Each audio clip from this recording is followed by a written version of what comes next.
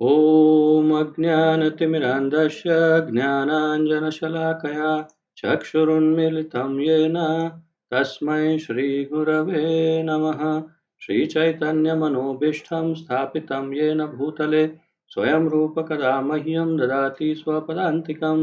वन्देऽहं श्रीगुरो श्रीयुतपदकमलं श्रीगुरून् वैष्णवांश्च श्रीरूपं साग्रजातं सगण रघुनाथान्वितं तं सजीवम् साद्वैतं सावधूतं परिजनसहितं कृष्णचैतन्यदेवं श्रीराधाकृष्णपादान् सहगणललिता श्रीविशाखान्वितांश्च। हे कृष्ण करुणा सिन्धो दीनबन्धो जगत्पते गोपेश गोपिकान्त राधाकान्त नमोऽस्तुते।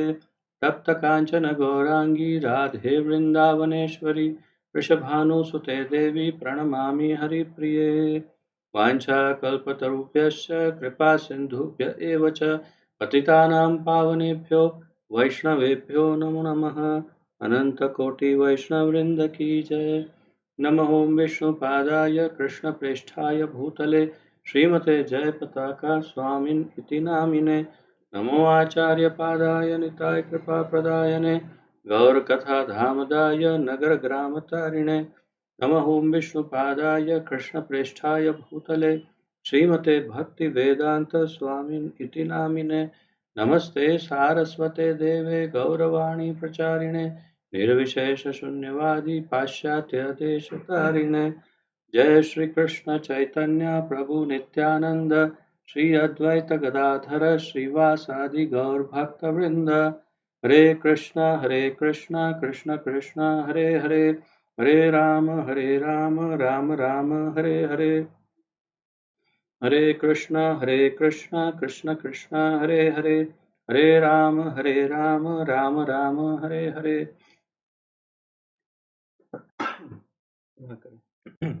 हरे कृष्णा कृष्ण कृष्ण हरे हरे हरे राम राम राम हरे हरे।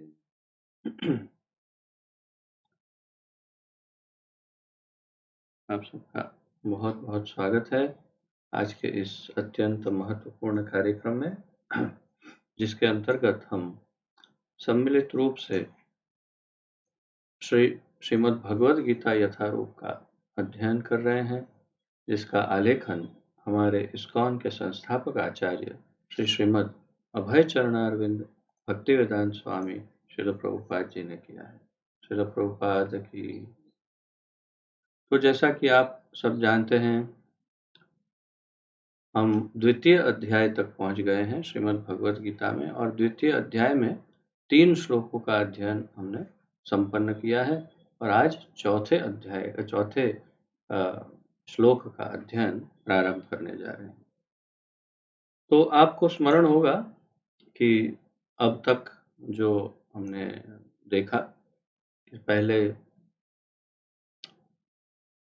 युद्ध भूमि में, धर्म क्षेत्र कुरुक्षेत्र में अर्जुन किम कर्तव्य विमूढ़ हो जाते हैं, अर्थात कि धर्म क्या है, करना क्या है, क्या नहीं करना, योग्य क्या है, अयोग्य क्या है, उचित क्या है, अनुचित क्या है, ये सब के बीच में जिसे हम अंग्रेजी में कहते हैं कंफ्यूज हो गए, और अब उन्हें ये पता नहीं चल रहा है कि सही धर्म क्या है।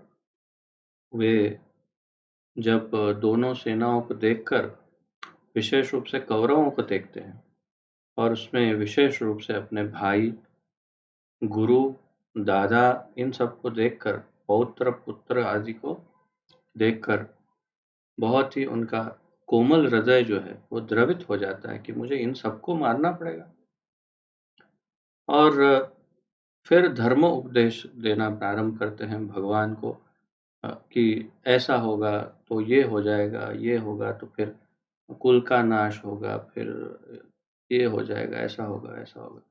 ये सब उन्होंने काफ़ी सारा ज्ञान दिया, और फिर जब भगवान को से नहीं रहा गया, तो भगवान ने द्वितीय अध्याय में हमने देखा कि प्रथम 3 श्लोकों में भगवान कहते हैं कि अरे तुम ये किस प्रकार की मूर्खतापूर्ण बात कर रहे हो कि तुम्हें तुम्हें ऐसी बातें शोभा नहीं देती और बहुत ही क्या कहते हैं अ, अनुचित सोच है तुम्हारी, इससे कोई फ़ायदा नहीं होगा।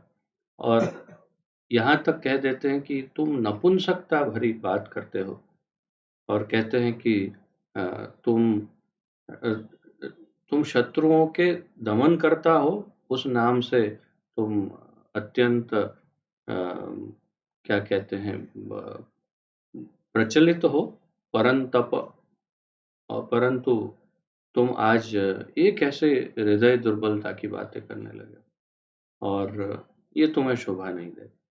तो अब एक प्रकार से कृष्ण और अर्जुन के मध्य डिस्कशन, वार्तालाप आरंभ हो जाता है और अब अर्जुन भी कुछ उनको सामने कहते हैं, परंतु अर्जुन जैसे बुद्धिमान बहुत कम होते हैं।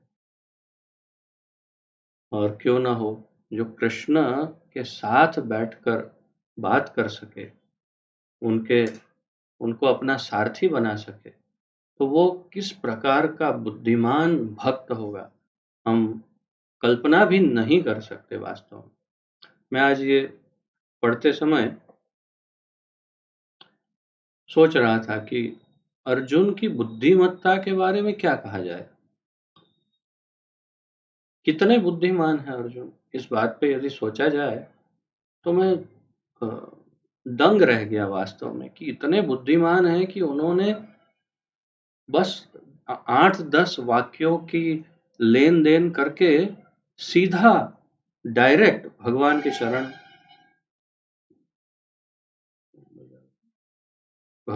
शरण ग्रहण कर ली उन्होंने।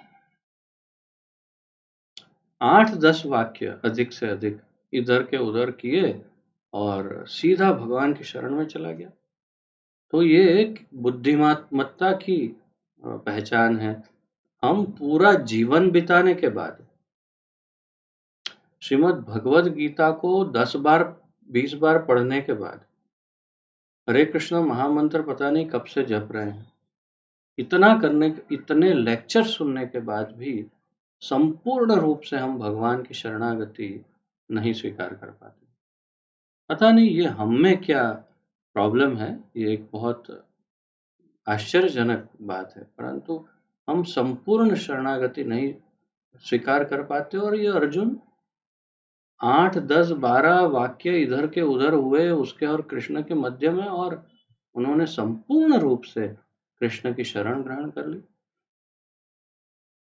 तो फिर मैं सोचने लगा कि उसका अर्थ है कि ये सामान्य जीव नहीं, हम और फिर मैं हमारे साथ और अन्य ऐसे जीव कि जो सुनना ही नहीं चाहते, उनके साथ तुलना करने लगा। तो समझ गया कि इतने इतने इतने हद के बार मूर्ख हैं हम लोग, जिसकी कोई लिमिट नहीं। और हम तो फिर भी काफी बुद्धिमान हैं। ऐसा कहना तो नहीं चाहिए, परंतु सत्य है कि हम तो फिर भी काफी बुद्धिमान हैं कि इतना तो हम आ गए हैं, परंतु कुछ तो ऐसे हैं कि जो सुनना ही नहीं चाहते। इसके तरफ कोई आकर्षण नहीं, इस ज्ञान की तरफ। आत्मज्ञान की बात करते ही उनका मुंह टेढ़ा हो जाता है कि ये क्या होता है आत्मा, आत्मा परमात्मा, आत्मा, कोई इंटरेस्ट नहीं। तो वास्तव में अर्जुन बहुत बुद्धिमान है, उनसे हमें प्रेरणा लेनी है। और प्रभुपाद जी भी आज यही बताएंगे, उनकी बुद्धिमत्ता की प्रशंसा भी करते हैं। तो देखिए, हम आज आरंभ करते हैं कि अर्जुन अब क्या कहना चाहते हैं। तो श्रीमद् भगवद गीता यथारूप अध्याय 2 और श्लोक संख्या 4, 2.4।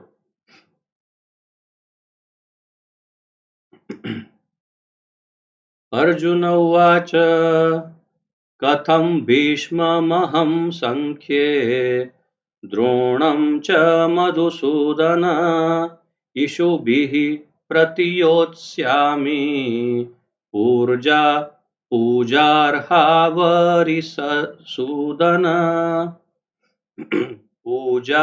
हा वरिसूदन। अर्जुनः उवाच। अर्जुन ने कहा, कथम किस प्रकार, भीष्मम भीष्म को, अहम मैं, संख्ये युद्ध में, द्रोणम द्रोण को, च भी मधुसूदन हे मधुसूदन मधु के संहारक, इषु भी तीरों से प्रतियोत्स्यामि उलट कर प्रहार करूंगा, पूजा अर्हौ पूजनीय, अरिसूदन हे शत्रुओं के संहारक। कल मैं आपको बता रहा था कि वास्तव में अर्जुन अब ये तर्क रखेंगे कृष्ण के सामने, कैसे मैं अपने गुरु और दादा को कैसे मार सकता हूँ। बाकी सबकी बात ठीक है, लेकिन बताओ, पहले बताओ, गुरु और दादा को कोई कैसे मारे। तो तात्पर्य क्षमा करें, आज भूल गया।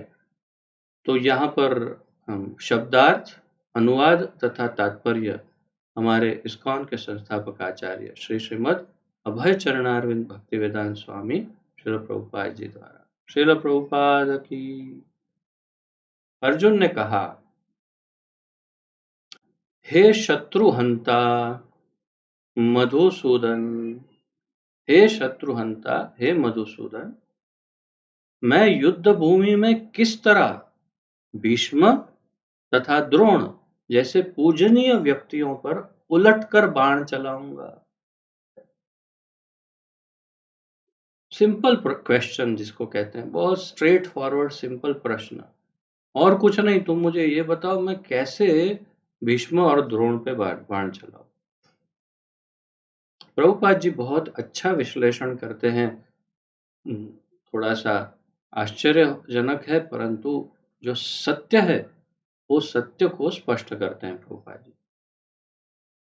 तात्पर्य में प्रभुपाद जी कहते हैं, भीष्म पितामह तथा द्रोणाचार्य जैसे सम्माननीय व्यक्ति सदैव पूजनीय हैं।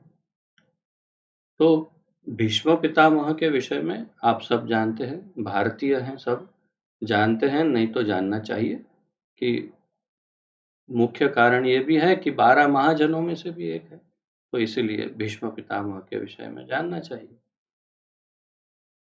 तो भीष्म पितामह के अनेक और भी गुण हैं, परंतु सर्वोपरि गुण ये है कि वे भगवान के सबसे शुद्धतम भक्तों में, मुख्य 12 भक्तों में से एक है, 12 महाजनों में। और इसके अलावा अगर अर्जुन के दृष्टिकोण से देखें तो उसके दादा के पिता, पिता नहीं, क्या कहते हैं, दादा, अब परदादा या बहुत बड़े दादा, कितनी पीढ़ी हो गई, 4 या ऐसी पीढ़ियों के पहले, तो पितामह शब्द से ये इंगित होता है कि वो दादा के भी पिता के समान, अर्थात बहुत ही वयोवृद्ध बड़े दादा, पूरे पूरे कुटुंब, पूरे के पूरे उनके समाज, एक छोटा जो समाज बन गया, बहुत सारे बच्चे, उस सबके वरिष्ठ सबसे बड़े दादा पितामह। अब इसका एक और भी इसमें दृष्टिकोण है कि अर्जुन का और भीष्म का बहुत ही घनिष्ठ और विशेष संबंध था। भीष्म अर्जुन को सर्वाधिक प्रेम करते थे, अर्थात सभी बच्चों में सबसे ज्यादा प्रेम अर्जुन को करते थे। उन दोनों का उस प्रकार भी बड़ा घनिष्ठ संबंध था। तथापि ये जो सर्वाधिक सम्माननीय हैं, जो पूरे कुल के रक्षक हैं, जिन्होंने पूरे कुल की रक्षा अपनी इंद्रियों की तृप्ति, अपनी इच्छाओं को मारकर जिन्होंने पूरे कुल को हमेशा आरक्षण दिया, उनका वध कैसे किया जा सकता था। तो मैं तो अभी अत्यंत संक्षेप में आपको बता रहा हूं कि पितामह का कितना बड़ा रोल था और उनको कैसे मारा जा सकता। ये सामान्य बुद्धि की बात थी। ये अलग बात थी कि उनको वैसे भी नहीं मारा जा सकता था कि उनके पास इच्छा मृत्यु का वरदान था। और उनको हराया भी नहीं जा सकता था। वे इतने बड़े योद्धा थे कि शायद पूरी कुरुक्षेत्र की युद्ध भूमि में सर्वश्रेष्ठ योद्धा भीष्म पितामह, उनको हराया भी नहीं जा सकता था। परंतु फिर भी अर्जुन ये जानता था कि मैं धर्म की तरफ हूं, और उससे भी बड़ी बात है कृष्ण मेरी तरफ, मेरे ही रथ पर है कृष्ण, तो मैं तो विजयी होऊंगा। परंतु चलो मान लिया भीष्म को मारा जा सकता है, तो कैसे मार सकते हैं, इस विभूति को कैसे मार सकते हैं, इतने बड़े व्यक्ति को, विचारणीय। और फिर दूसरा, तथा द्रोणाचार्य जैसे, अब द्रोणाचार्य कौन है, उनके अपने गुरु, और वो भी ऐसे गुरु जिनका सबसे फेवरेट, सबसे प्रिय शिष्य अर्जुन ही था। तो अपने प्रिय गुरु को प्रिय शिष्य कैसे मार सकता है, ये किस तरह संभव हो सकता है, इस बात का सीधा सरल प्रश्न है। एक प्रिय, अच्छा शिष्य, योग्य शिष्य एक बहुत ही उत्तम गुरु को कैसे मार, जबकि ये बात भी अलग है कि द्रोणाचार्य भी वास्तव में अजेय ही थे, उनके सामने भी कोई नहीं टिक सकता था, अर्जुन भी उन्हें हरा नहीं सकता था। ये भी बहुत ही सामान्य बुद्धि वाली बात है कि अर्जुन उन्हें हराने वाला था, लेकिन अर्जुन को पता था कि मेरे साथ कृष्ण है, इसलिए मैं उन्हें हरा सकता हूँ शायद, और शायद क्यों, निश्चित। तो फिर कैसे मार सकते हैं द्रोणाचार्य, अब ये प्रश्न उसके मन में। तो इसके कई पहलू है। अब देखिए कि अर्जुन को ये कॉन्फिडेंस है, पूर्ण विश्वास कि मैं उनको मार सकता हूं, जबकि मैं कह रहा हूं कि उनको कोई नहीं मार सकता, कोई नहीं हरा सकता, ऐसे दो अजय योद्धा, और अर्जुन कहते हैं इनको कैसे मारा जाए। अर्थात उसको कृष्ण पर जितना विश्वास है, उतना विश्वास उसको भौतिक या क्या कहते हैं, प्रत्यक्ष सत्य पर उसको इतना विश्वास नहीं जितना कृष्ण पर। ये प्रत्यक्ष प्रमाण, प्रत्यक्ष सत्य है कि ये दोनों अजय हैं, लेकिन फिर भी अर्जुन को विश्वास है कि मार सकते हैं क्योंकि कृष्ण मेरे साथ। तो उसकी भक्ति और श्रद्धा का यहाँ प्रमाण प्राप्त हो रहा है। और दूसरी बात यह है कि गुरुजनों को कैसे मारे, ये प्रश्न है। प्रभुपाद जी इस पर बहुत अच्छी व्याख्या करते हैं। यदि वे आक्रमण भी करें तो उन पर उलट कर आक्रमण नहीं करना चाहिए, यह सामान्य शिष्टाचार है। गुरुजनों से तो ये प्रभुपाद जी समझा रहे हैं कि यदि बड़े वरिष्ठ और अपने गुरुदेव हम पर आक्रमण करें, अगर गुरु ने आक्रमण किया तो उन पर उलट कर आक्रमण नहीं करना चाहिए। आजकल कैसे शिष्य होते हैं, अगर गुरुदेव कहे कुछ तो कहे अरे गुरुदेव आपको कुछ पता नहीं, आप शांत रहो, आप अभी बूढ़े हो गए हो, आपको ज्यादा ये सब में अभी ध्यान नहीं दीजिए, आप बस बैठे बैठे जप करिए और लेक्चर दीजिए, बाकी सब हम संभालेंगे। गुरुदेव से जबान लड़ाना, उनसे उलट कर उत्तर देना, आर्ग्यूमेंट करना मतलब अपने आप को जलाकर भस्म कर देना, और कुछ नहीं। तो यहाँ पर आगे प्रभुपाद जी समझाते हैं यह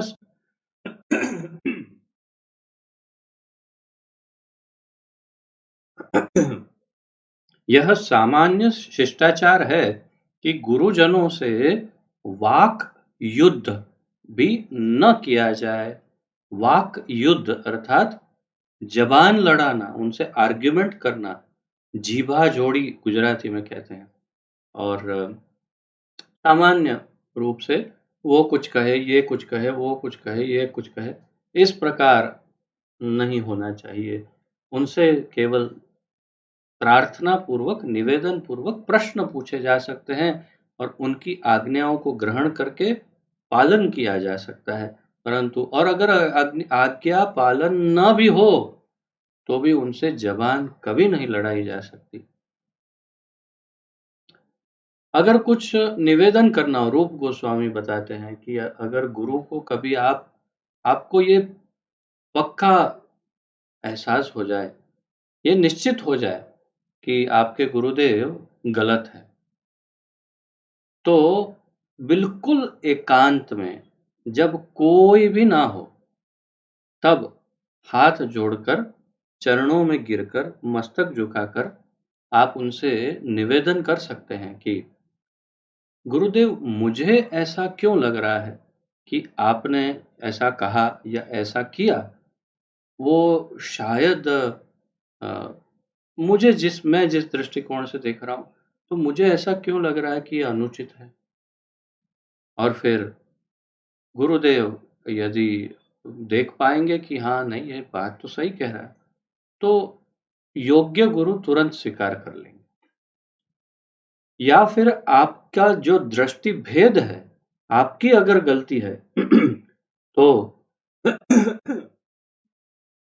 तो वो आपका तुरंत शोधन करके, आपको शुद्ध करके, उसका सही दृष्टिकोण दिखाएंगे कि नहीं, योग्य वो नहीं जो आप सोच रहे ये है।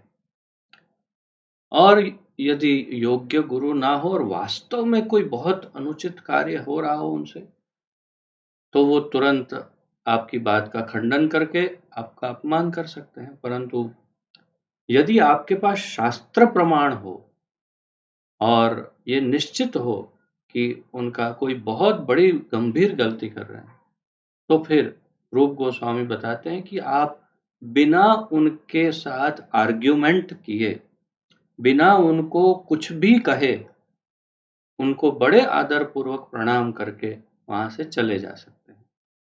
और फिर अगर जरूरत पड़े तो उनका परित्याग भी किया जा सकता है यदि वो संपूर्ण रूप से गलत ही हो तो। परंतु किसी भी अवस्था में उनसे आर्ग्यूमेंट करना, उनके साथ जबान लड़ाना, ये कभी नहीं किया जा सकता। प्रभुपाद जी उसी की बात कर रहे हैं यहाँ पर कि हमारा सामान्य शिष्टाचार है कि गुरुजनों के साथ वाक युद्ध भी नहीं किया जाए।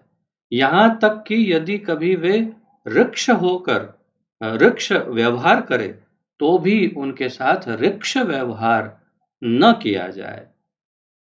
तो यदि वे नाराज हो गुरु, और नाराज होकर आपके साथ किसी तरह से, किसी भी कारणवश यदि नाराजगी पूर्वक वर्तन, क्या कहते हैं उसे, बर्ताव करे कि आपको उससे ठेस पहुंचे, आपका अपमान आपको हो रहा हो, ऐसा लगे, आपको अयोग्य लगे, तो भी उनके साथ उसी प्रकार का व्यवहार पलट कर न किया जाए। कभी कभी यहाँ तक कि कोई गुरु यदि डांट दे तो उनको बड़ी विनम्रता से भी कुछ कहना, ये भी वास्तव में आप उलट कर ही उनका अपमान कर रहे हो, वो गुरु समझता है। और इसलिए कभी कभी वो सुनना नहीं चाहता कि आप क्या कहना चाहते हो, क्योंकि वो जानता है कि वास्तव में आपके हृदय को ठेस पहुंची है और आप पलट कर वार करने के लिए सज्ज हो, परंतु जानते हो कि कैसे बोले, इसलिए बड़ी विनम्रता से उनके सामने अपने दोष दिखाना का प्रयत्न करने लग गए, या तो कुछ और विनम्रता पूर्वक कहने लग गए यहाँ वहाँ की बात। तो गुरु समझ जाता है कि ये वास्तव में तो आहत हुआ और अब मुझसे पलट कर कुछ कहना चाहता है लेकिन कह नहीं पाता, इसलिए अपने दुर्गुण दिखा रहा है, या तो कुछ और कहना चाहता है ये और कह कुछ और रहा है। श्रेष्ठ गुरु के साथ किसी भी प्रकार का कोई भी आर्ग्यूमेंट या झगड़ा या डिस्कशन, जबान लड़ाना या तर्क वितर्क, ये सब न हो। गुरु अगर रिष्ट है आपसे, नाराज है, कुछ कह दिया, चुपचाप सुन लेना चाहिए, क्योंकि गुरु के पास ये शक्ति है उनके गुरु के द्वारा दी हुई, उनके गुरु परंपरा से, ठाकुर जी की दया से कि वे समझ जाएंगे कि उनकी गलती हो तो वो स्वयं आपसे क्षमा भी मांगे। तो इस प्रकार अनेक बातें, ये तो बहुत गहरा और बड़ा बृहद विषय है कि गुरु के साथ कैसा व्यवहार किया जाए। हमने भक्ति वृक्ष के दौरान भी इसकी काफी चर्चा की है। तो यहाँ पर प्रभुपाद जी इस बात को स्पष्ट कर रहे हैं कि अगर वो नाराज भी हो तो उनके सामने नाराजगी पूर्ण व्यवहार नहीं किया जाए। तो फिर भला अर्जुन उन पर बाण कैसे छोड़ सकता था? अर्जुन का एक ही प्रश्न था कि जब ये सब नहीं हो सकता गुरु के प्रति, तो सीधा उनको मारने के लिए बाण ही छोड़ने का ये कैसे हो सकता है? ये कैसा वैचित्र्य है ये कैसी विडंबना है कि गुरु के साथ जवान नहीं लड़ा सकते लेकिन उनको मारने के लिए तीर छोड़ सकते। और क्या कृष्ण, और फिर अब देखिए प्रभुपाद का तर्क, क्या कृष्ण कभी अपने पितामह, कृष्ण के पितामह या नाना उग्रसेन या अपने आचार्य सांदीपनि मुनि पर हाथ चला सकते थे? अर्जुन ने कृष्ण के समक्ष यही कुछ तर्क प्रस्तुत किए। तो कुछ मित्र होने के कारण ऐसे ऐसे कुछ तर्क किए और फिर आगे अब अर्जुन का मूड बदलता जा रहा है। अब धीरे धीरे उसका मूड परिवर्तित हो रहा है और इसलिए अब वो कह रहा है 5वें श्लोक में, गुरून् हत्वा हि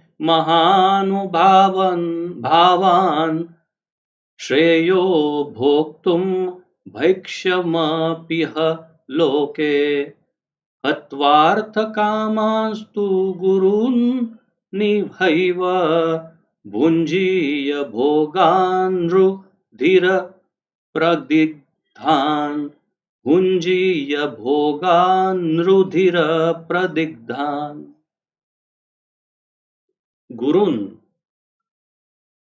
गुरुजनों को अहत्वा न मारकर ही निश्चय ही महाअनुभावान महापुरुषों को श्रेय अच्छा है, भोक्तुम भोगना, भैक्षम भीख मांग कर, अपि भी, यह इस जीवन में, लोके इस संसार में, हत्वा मारकर, अर्थ लाभ की, कामान इच्छा से, तू लेकिन, गुरुजनों को, यह इस संसार में, एव निश्चय ही, भूंजीय भोगने के लिए बाध्य, भोगान भोग्य वस्तुएं, रुधिर यानी रक्त, खून, लहू, प्रदिग्धान सनी हुई या रंजित, रक्त रंजित जिसे कहते हैं। थोड़ा सा फिल्मी टाइप डायलॉग लगता है अर्जुन का, अर्थात वो मूड इतना उसका डिप्रेशन में जाता जा रहा है कि वो थोड़ा सा डायलॉग बाजी जैसे करते हैं ना, उस प्रकार की बात करने लग गया है अभी। अनुवाद, और ये उसकी मनोदशा है, उसकी कोमल मन की दशा है, वास्तव में दयनीय दशा में है वो, और सत्य कह रहा है वैसे। ऐसे महापुरुषों को जो मेरे गुरु हैं, उन्हें मारकर जीने की अपेक्षा इस संसार में भीख मांग कर खाना अच्छा है। वो तो सब त्याग करके भीख मांगने के लिए तैयार हो। गुरु को मारकर मैं राज्य भोगूं, उससे अच्छा है भीख मांग कर खाऊंगा, वो ज्यादा अच्छा है। भले ही वे सांसारिक लाभ के इच्छुक हों। ये एक बात विशेष की है अर्जुन ने कि मान भी लो कि अगर ये गुरुजन जो हैं वो सांसारिक लाभ के इच्छुक हो, इस बात पर काफी अच्छा विश्लेषण प्रभुपाद जी तात्पर्य में करते हैं, किंतु हैं तो गुरुजन ही। अर्जुन कहता है अगर वो लोग उनका कुछ स्वार्थ भी हो तो भी है तो गुरु।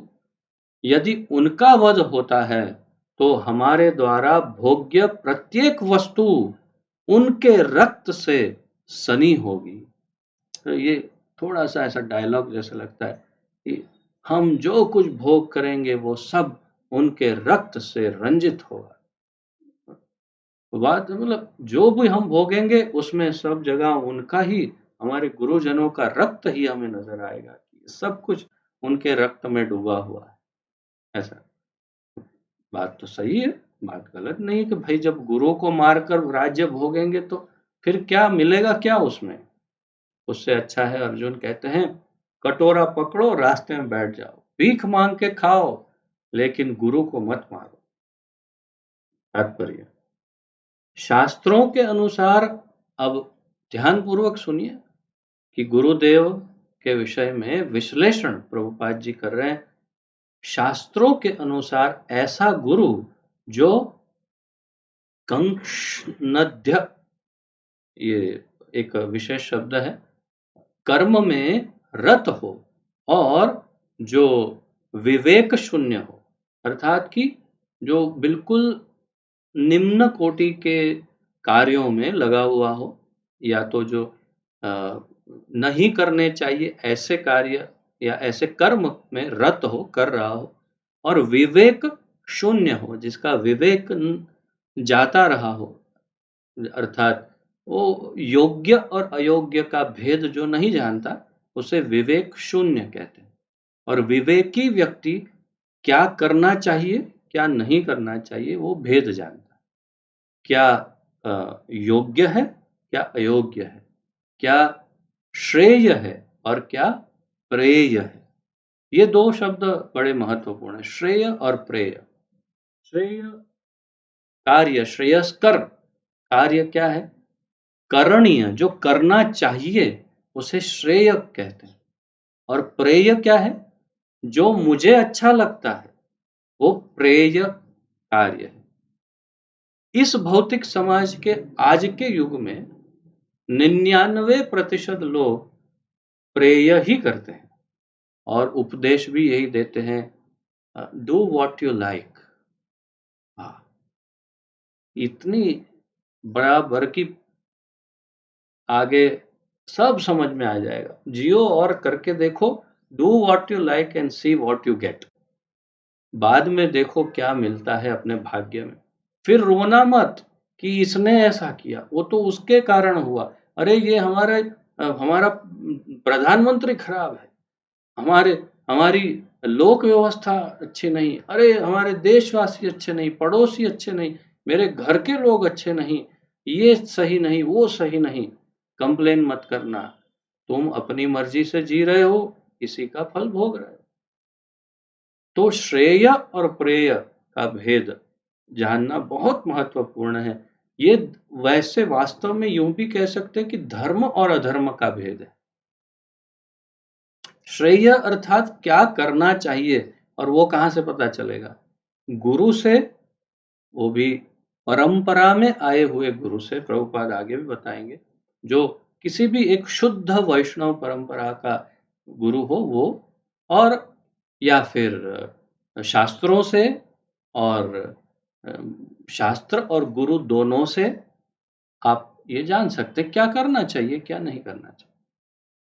और प्रेय क्या है, प्रेय जानने के लिए कहाँ से ढूंढना पड़ेगा, प्रेय जानने के लिए आप अपने मन को पूछो, इंद्रियों को पूछो, अपने किसी भी इंद्रियों को पूछो, अपने जीव को पूछो, मेरी प्रिय जीव देवी आज आप क्या खाना पसंद करेंगी। तो जीव देवी का, अरे आज चलते हैं ना, पिज्जा खाते हैं, ओ पानी पूरी खाने चलते, चलो चलो। और फिर आप कहेंगे, हाँ जी देवी जी, आप जैसी आज्ञा करेंगे वही हम करेंगे। इसे कहते हैं प्रेय, अर्थात मुझे प्रिय है वही मैं करूंगा। और फिर रिजल्ट क्या आएगा, हाँ, वो रिजल्ट के लिए इंतजार करना है। और ये महान मूर्ख लोग क्या सलाह देते हैं, डू व्हाट यू लाइक, जीवन में बस वही करो जो तुम्हें पसंद हो, और फिर ऐसी थप्पड़ खाओ, क्योंकि तुम जब धर्म का पालन नहीं करोगे तो फल प्राप्त होगा ही, मानो या नहीं मानो। वही वो अपने ट्रैफिक रूल की तरह, मुझे लाल लाइट पसंद नहीं है, इसलिए मैं लाल लाइट होने पर भी अगर गाड़ी चलाऊं तो क्या होगा, घर की जगह जेल में बैठा प्राप्त होऊंगा, है ना, कि ये जेल में पहुंच गए। कैसे? लाल लाइट में गाड़ी चला दिया, मुझे पसंद नहीं है, डू व्हाट यू लाइक, मुझे जो पसंद है वही करता हूं। तो इसी प्रकार कर्म जो है, कर्म बहुत ही जटिल है, गहना कर्मणो गति। और धर्म और कर्म, उसको यदि हम नहीं फॉलो करेंगे तो बहुत भारी परिणाम हो सकते हैं, विनाशकारी, जैसे अभी हम देख रहे हैं 2 वर्ष हो रहे हैं। तो फिर आप ये समझ गए श्रेय और प्रेय, हमेशा हम भक्तों को श्रेय ही करना चाहिए, कभी प्रेय नहीं करना चाहिए। जो प्रिय है वो नहीं, जो करना है या करना चाहिए वही करना चाहिए। इसलिए भक्तों में और सामान्य लोगों में ये बहुत बड़ा अंतर है जो हमें मेंटेन करना चाहिए। शास्त्रों के अनुसार ऐसा गुरु जो जघन्य कर्म या बहुत ही निकृष्ट कर्म में रत रहता हो और जो विवेक शून्य हो, त्यज्य है, त्यज्य है। प्रभुपाद जी कहते हैं ऐसे गुरु को छोड़ सकते हैं। दुर्योधन से आर्थिक सहायता लेने के कारण भीष्म तथा द्रोण उसका पक्ष लेने के लिए बाध्य थे। यद्यपि केवल आर्थिक लाभ से ऐसा करना उनके लिए उचित न था। ऐसी दशा में वे आचार्यों का सम्मान खो बैठे थे। किंतु अर्जुन सोचता है कि इतने पर भी वे उनके गुरुजन हैं, अतः उनका वध करके भौतिक लाभों का भोग करने का अर्थ होगा रक्त से सने अवशेषों का भोग। ये बहुत बड़े चर्चा का विषय है वास्तव में। कई बार समाज में ऐसा सिखाया जाता है कि माता पिता भगवान के तुल्य है, माता पिता को भगवान के समान ही उनको सम्मान देना चाहिए और उनकी हर आज्ञा का पालन होना चाहिए, उनकी हर आज्ञा को अपने शिरोधारी करना चाहिए, अर्थात हर जो उनके मुख से जो निकले उसको पालन करना चाहिए। अब हमारे सामने प्रहलाद का उदाहरण है। श्रीमद् भागवत महापुराण में प्रहलाद महाराज हिरण्यकशिपु का वध होने के पश्चात हाथ जोड़कर नरसिंह देव को कहते हैं, आप कितने दयालु हैं ठाकुर जी कि आपने बिच्छुओं और भयानक सर्पों जैसे मेरे इस पिता का वध करके इस समाज का कल्याण कर दिया, उद्धार कर दिया। अरे, प्रभुपाद जी पूछते हैं अपने प्रवचन में, और कई बार उन्होंने इस बात का उल्लेख किया है। वो हमसे पूछते हैं, आपके सामने यदि कोई आपके पिता का वध कर दे तो क्या आप उसकी पूजा करोगे? क्या आप उसकी आरती उतारोगे? आप उसकी स्तुति करोगे कि वाह वाह, क्या बात है, आपने मेरे पिता को मार दिया? या आप तुरंत आक्रमण करके अपने पिता को बचाने का प्रयास करोगे? क्या करना चाहिए? श्रेय है क्या है? योग्य क्या है? क्या करना चाहिए? धर्म क्या है? तो यही तो अंतर है हमारी समझ में और सामाजिक समझ में। अर्थात कि सामाजिक समझ हमेशा खोखली होती है, अर्थात उसमें धर्म हमेशा समाहित हो, ये जरूरी नहीं। इसलिए मान बैठते हैं कि हाँ, माता पिता मतलब भगवान, वो जो भी बोले करो, वो बोले जा चोरी कर कर लो, वो बोले अगर ये काम कर लो, ऐसा करो करो, भगवान का नाम मत लो, कोई बात नहीं मत लो। तो फिर ये हिरण्यकशिपु का ही एक मिनी वर्जन है आपके माता पिता।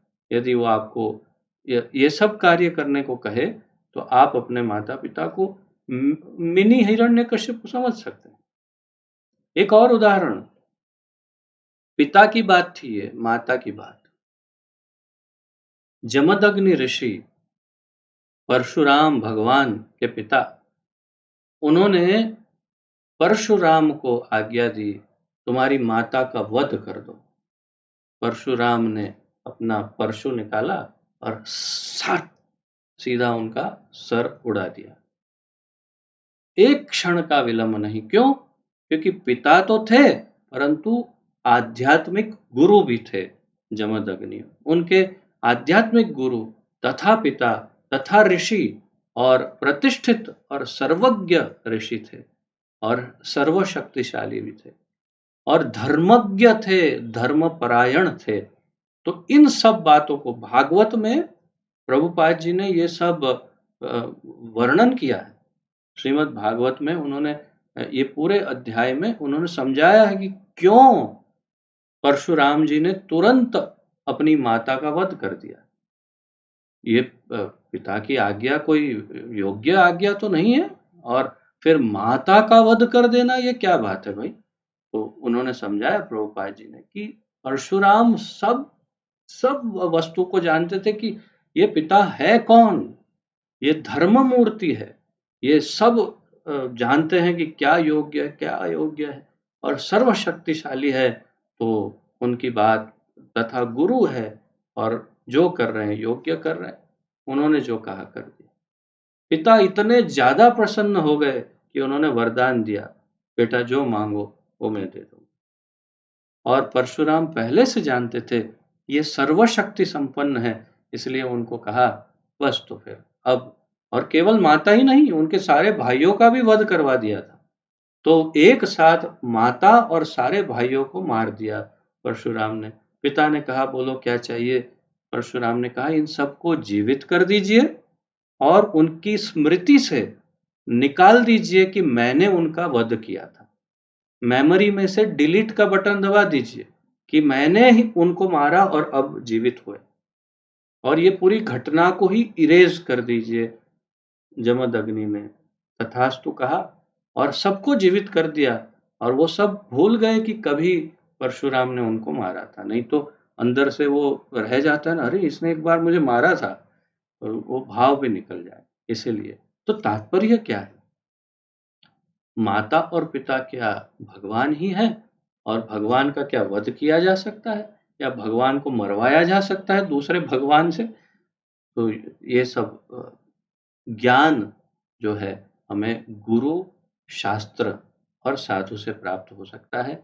हमारे समाज में केवल मान्यताएं प्रधान है, परंतु ज्ञान प्रधान नहीं। योग्य अयोग्य का स्पष्ट ज्ञान नहीं है समाज में, इसलिए कुछ धारणाओं को ऐसे ही आगे दौड़ाते रहते हैं।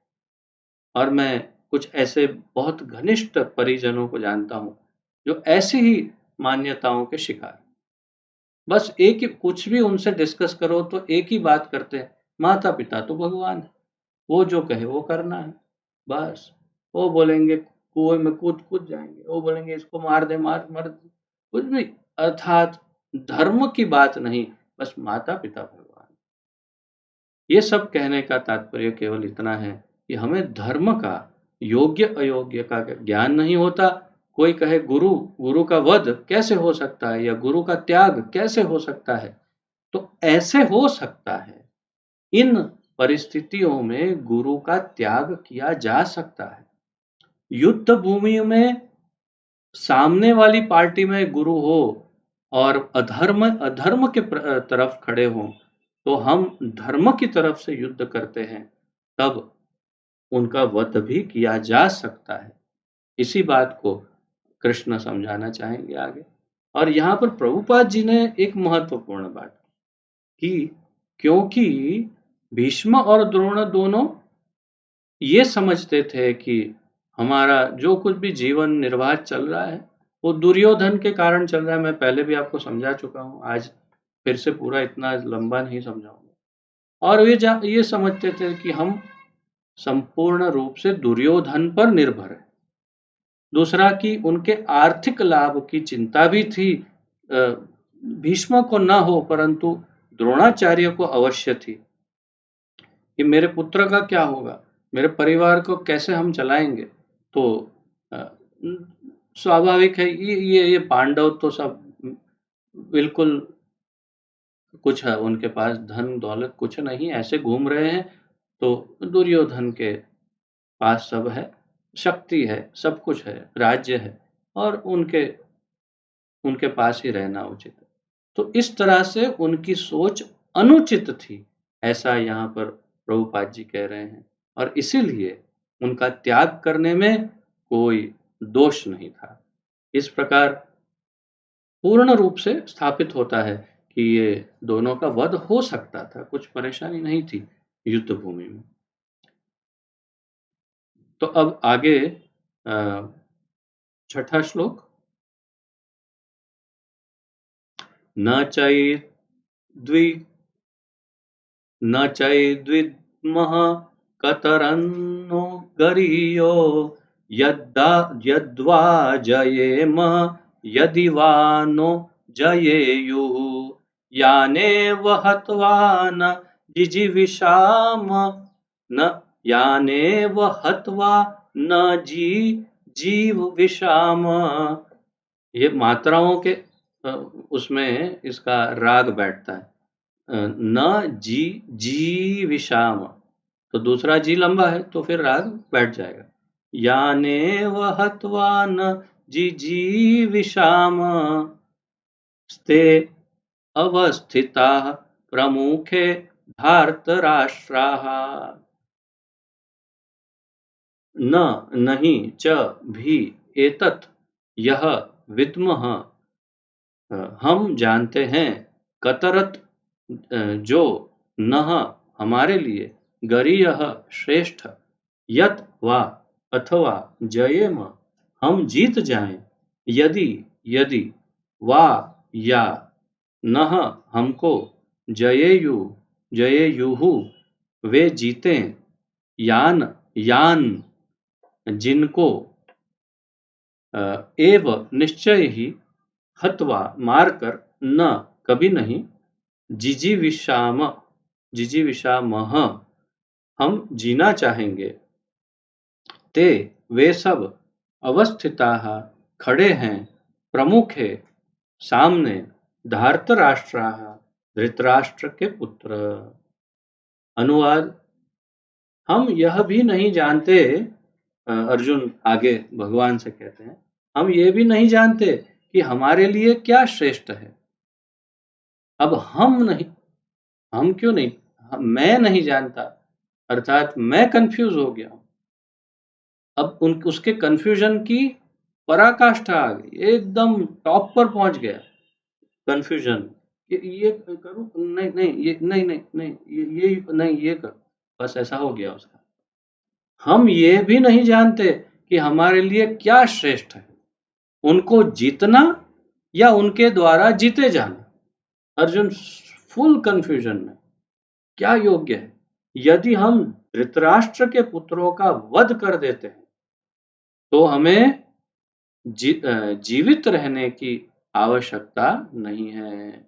अगर हम धृतराष्ट्र के पुत्रों का वध कर दे तो हमें जीवित रहने की आवश्यकता नहीं, फिर भी वे युद्ध भूमि में हमारे समक्ष खड़े हैं।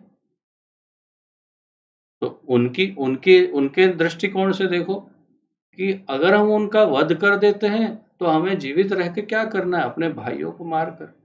और वो देखो मूर्खों को सामने खड़े हैं युद्ध भूमि में। तात्पर्य बहुत अच्छा समझाते हैं प्रभुपाद जी। अर्जुन की समझ में यह नहीं आ रहा था कि वह क्या करे, युद्ध करे और अनावश्यक रक्तपात का कारण बने। यदि अभी क्षत्रिय होने के नाते युद्ध करना उसका धर्म है, या फिर युद्ध से विमुख होकर भीख मांगकर जीवन यापन करे, क्या करे भाई। कंफ्यूजन, अनावश्यक युद्ध करके सब अनावश्यक लोगों का रक्त सब जगह इतना बहाकर ये सब करे। हाँ, ये धर्म था उसका, लेकिन फिर भी ये सब अनावश्यक ऐसा करे, या फिर भीख मांगे। यदि वह शत्रु को जीतता नहीं तो जीविका का एकमात्र साधन भिक्षा ही रह जाता है। फिर जीत भी तो निश्चित नहीं है, क्योंकि कोई भी पक्ष विजयी हो सकता है। यदि उसकी विजय हो भी जाए, क्योंकि उसका पक्ष न्याय पर है, अर्थात धर्म पर है, तो भी यदि धृतराष्ट्र के पुत्र मरते हैं, तो उनके बिना रह पाना अत्यंत कठिन हो जाएगा। अब देखिए क्या करुणामय हृदय है अर्जुन का, जो भाइयों ने इतना संताप दिया। जैसे कुछ माँ बाप होते हैं ना, कुछ माता पिता होते हैं, बच्चे इतनी तकलीफ देते हैं, इतना कष्ट देते हैं, इतना इतना अत्याचार करते हैं बच्चे, फिर भी मारते हैं, गालियां देते हैं, नोचते हैं, खाने पीने के लिए उनको कष्ट देते हैं, सड़ा हुआ खाना देना। अभी अभी मैंने न्यूज में देखा, एक बेटे ने अपनी कोरोना पॉजिटिव माँ को रोड पर लिटा दिया और मृत्यु हो गई उसकी, क्योंकि उसने कहा वो तो कोरोना पॉजिटिव होगी, घर में कैसे रखेंगे, रोड पे लिटा दिया। ऐसे अत्याचारी बच्चे होने के बाद भी माँ और पिता कहते अरे चलो कैसे भी बच्चे ही है ना, छोड़ो ना, उनके साथ ही रहेंगे। ऐसे ऐसे होते हैं करुणामय प्रेम से कोमल हृदय के, और ये अर्जुन की दशा कुछ वैसी ही है, उससे उससे विशेष है। ये तो उसके भाई है, माँ बाप या बेटे नहीं, तो फिर भी उनके लिए उतनी करुणा है। बोलते हैं कैसे भी तो भाई हैं, उनके बिना कैसे रहेंगे, बताओ, इतना अत्याचार कर रहे हैं, उनके बिना नहीं रह सकते। और फिर आगे कहते हैं उस दशा में यह उसकी दूसरे प्रकार की हार होगी, कि भाई सब लोग चले गए तो हार ही है। अर्जुन द्वारा व्यक्त इस प्रकार के ये विचार सिद्ध करते हैं कि वह न केवल भगवान का महान भक्त था, अपितु वह अति अधिक प्रबुद्ध और अपने मन तथा इंद्रियों पर पूर्ण नियंत्रण रखने वाला था। कितना आश्चर्य है प्रभुपाद जी जो कह रहे हैं बात, कि वो भक्त ही था, उतना ही नहीं, वो बहुत ही बुद्धिशाली और अपनी इंद्रियों पर और मन पर उसका कंट्रोल था। वो कैसे सिद्ध होता है? राज परिवार में जन्म लेकर भी भिक्षा द्वारा जीवित रहने की इच्छा उसकी विरक्ति का दूसरा लक्षण है। विरक्ति, विरक्तिर परेशान भव। विरक्ति, विरक्ति अर्थात त्याग, अर्थात वैराग्य, वैराग्य, बैराग, वैराग्य, किस प्रकार का वैराग्य? राजा होने के या राजपुत्र, राज परिवार का सदस्य होने के बावजूद भी उसके अंदर इतना वैराग्य है कि वो भीख मांगकर जीवित रहने के लिए तैयार है। उसको कोई परेशानी नहीं, सिंपल लिविंग करने के लिए तैयार है। परंतु ये प्रभुपाद जी हमें दिखा रहे हैं, हमें नहीं दिख रहा था, परंतु प्रभुपाद जी गुरु हैं, हमें दिखा रहे हैं कि देखो ये उसका वैराग, उसका वैराग्य या उसकी विरक्ति का लक्षण है, जो बहुत महान लक्षण है। और फिर कहते हैं ये सारे गुण तथा अपने आध्यात्मिक गुरु श्री कृष्ण के उपदेशों में उसकी श्रद्धा, ये सब मिलकर सूचित करते हैं कि वह सचमुच पुण्यात्मा था। प्रभुपाद जी अर्जुन की तारीफ ही कर रहे हैं, उसके उनके गुणगान ही गा रहे हैं। और स्वाभाविक है, एक वैष्णव परम वैष्णव है तो गुणगान ही हो उसके, उसकी गलती तो कुछ हो ही नहीं सकती, कैसे हो सकता है? इस तरह यह निष्कर्ष निकला कि अर्जुन मुक्ति के सर्वथा योग्य था। हमने कल देखा था ना कि ज्ञान के या मुक्ति के योग्य ज्ञान के लिए योग्य कौन है? तो उसके लक्षण सारे अर्जुन में थे, ये बात सिद्ध हो गई। और आगे कहते हैं जब तक इंद्रियां संयमित ना हो, ज्ञान के पद तक उठ पाना कठिन है। जब तक इंद्रियों पर संयम ना हो, कंट्रोल ना हो, तब तक ज्ञान के पद तक अर्थात ज्ञानी बन पाना भी कठिन है। आगे भक्ति मार्ग की बात कहाँ है, ये तो केवल ज्ञान मार्ग तक भी जाना हो, ज्ञानी भी बनना हो, तो भी इंद्रियों को कंट्रोल में रख पाना आवश्यक है। और बिना ज्ञान तथा भक्ति के मुक्ति नहीं होती। अर्जुन अपने भौतिक गुणों के अतिरिक्त इन समस्त दैवी गुणों में भी दक्ष था। प्रभुपाद जी बहुत सुंदर उसका यहाँ पर प्रशंसा कर रहे हैं प्रभुपाद जी अर्जुन की, बहुत ही उत्तम गुण दिखा रहे हैं। और अब 7वां श्लोक जो अत्यंत प्रचलित है और कंठस्थ करने योग्य श्लोक है ये, और बड़ा प्रचलित श्लोक है ये कि किस तरह भगवान की शरण ग्रहण करता है अर्जुन। कार्पण्य दोषोपहत स्वभाव, क्षमा करें, कार्पण्य दोषोपहत स्वभावः पृच्छामि त्वां धर्म सम्मूढचेताः यश्रेयस्यान् निश्चितं ब्रूहि तन्मे शिष्यस्तेऽहं शाधि मां त्वां प्रपन्नम्। कार्पण्यदोषोपहत स्वभावः पृच्छामि त्वां धर्मसम्मूढचेताः यश्रेयस्यान्निश्चितं ब्रूहि तन्मे शिष्यस्तेऽहं शाधि मां त्वां प्रपन्नम्। बहुत सुंदर श्लोक है। किस प्रकार अर्जुन शरणागति स्वीकार कर लेता है कृष्ण की। मैं आज क्लास प्रारंभ होने से पूर्व यही बता रहा था आपको कि कितने बुद्धिमान है अर्जुन। उन्होंने बस इतनी सी चर्चा में तो कृष्ण की शरणागति स्वीकार कर ली, और हम तो जीवनों जीवन जन्मों जन्म बिता देते हैं लेकिन कृष्ण की शरणागति नहीं स्वीकार करते। क्या हद के पार मूर्ख हैं हम, किस लेवल के मूर्ख हैं। और यहाँ देखिए अर्जुन के बुद्धिमत्ता का परिचय, उन्होंने तुरंत कृष्ण की शरण ग्रहण कर ली, और जैसे ही शरण ग्रहण की कृष्ण ने उपदेश प्रारंभ किया। कृष्ण की ये बहुत बड़ी विशेषता है। जब तक संपूर्ण शरणागति ना हो, संपूर्ण, इसलिए मैं कहता हूं हाथ उठाते तो ऐसी मुद्रा रखकर ऐसे हाथ उठाते हैं, मुझे बस अब ले लो। ये ऐसा या ऐसा नहीं करते, हाँ ऐसा करते हैं, अब बस हो गया अब ले लो, जैसे एक छोटा बच्चा कहता है। तो संपूर्ण शरणागति होगी तो कृष्ण तुरंत स्वीकार कर लेते, परंतु थोड़ी भी कमी होगी, उसके ऊपर द्रौपदी के वस्त्रहरण के प्रसंग पर बड़े बड़े आचार्यों के बड़े बड़े मतांतर हैं।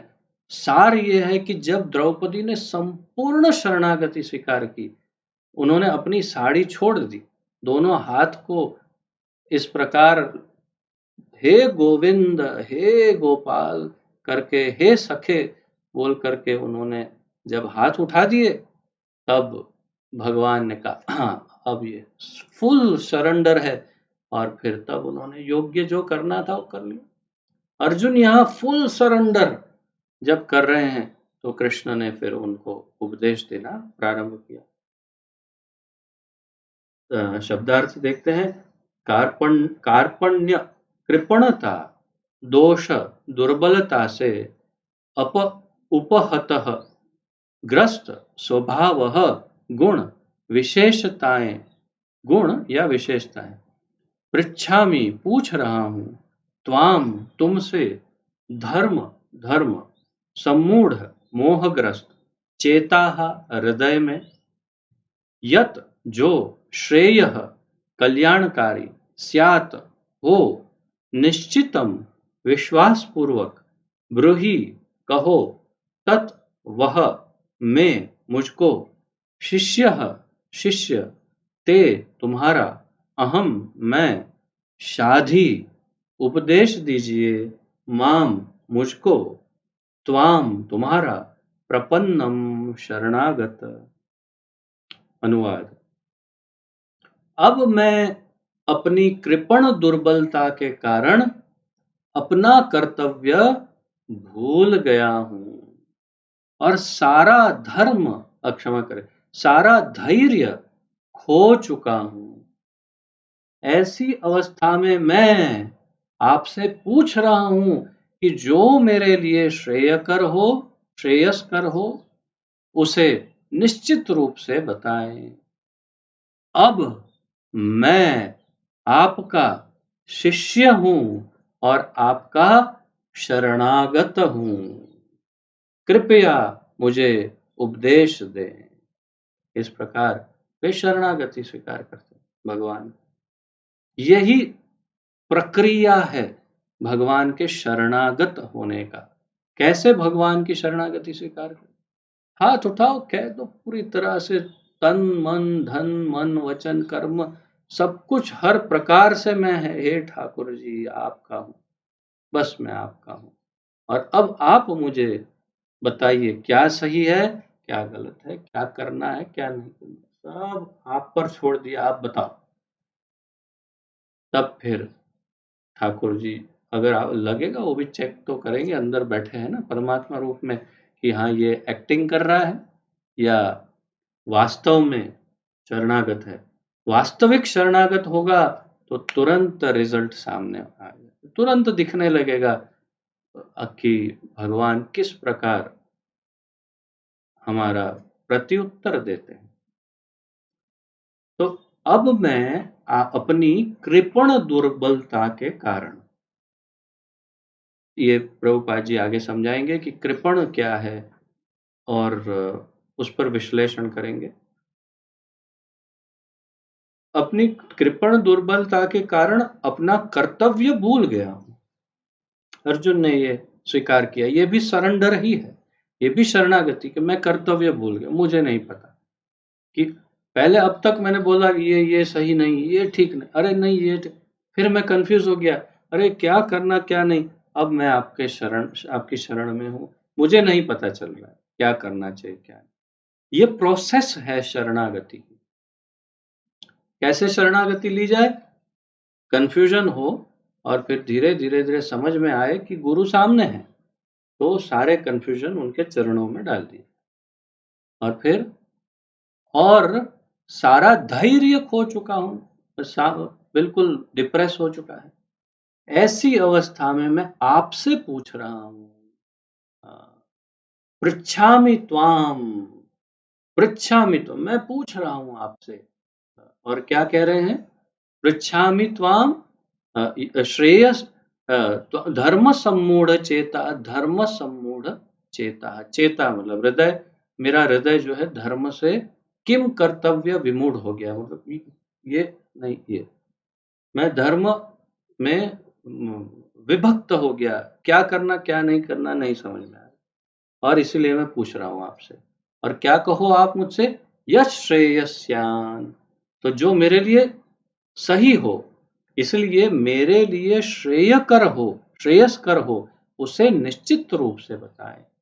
निश्चितम ब्रूहितन में, हाँ दोस्त है इसलिए अभी भी थोड़ा सा टोन इस प्रकार है, नहीं निश्चित रूप से बताना, एकदम परफेक्ट बताना, मेरे मुझे परफेक्ट बताना कि मेरे लिए क्या श्रेयस्कर है। ऐसा नहीं कि हाँ ये नहीं ऐसा कर ले, नहीं चलो ऐसा चले, ऐसा नहीं, एकदम कंफर्म बता देना।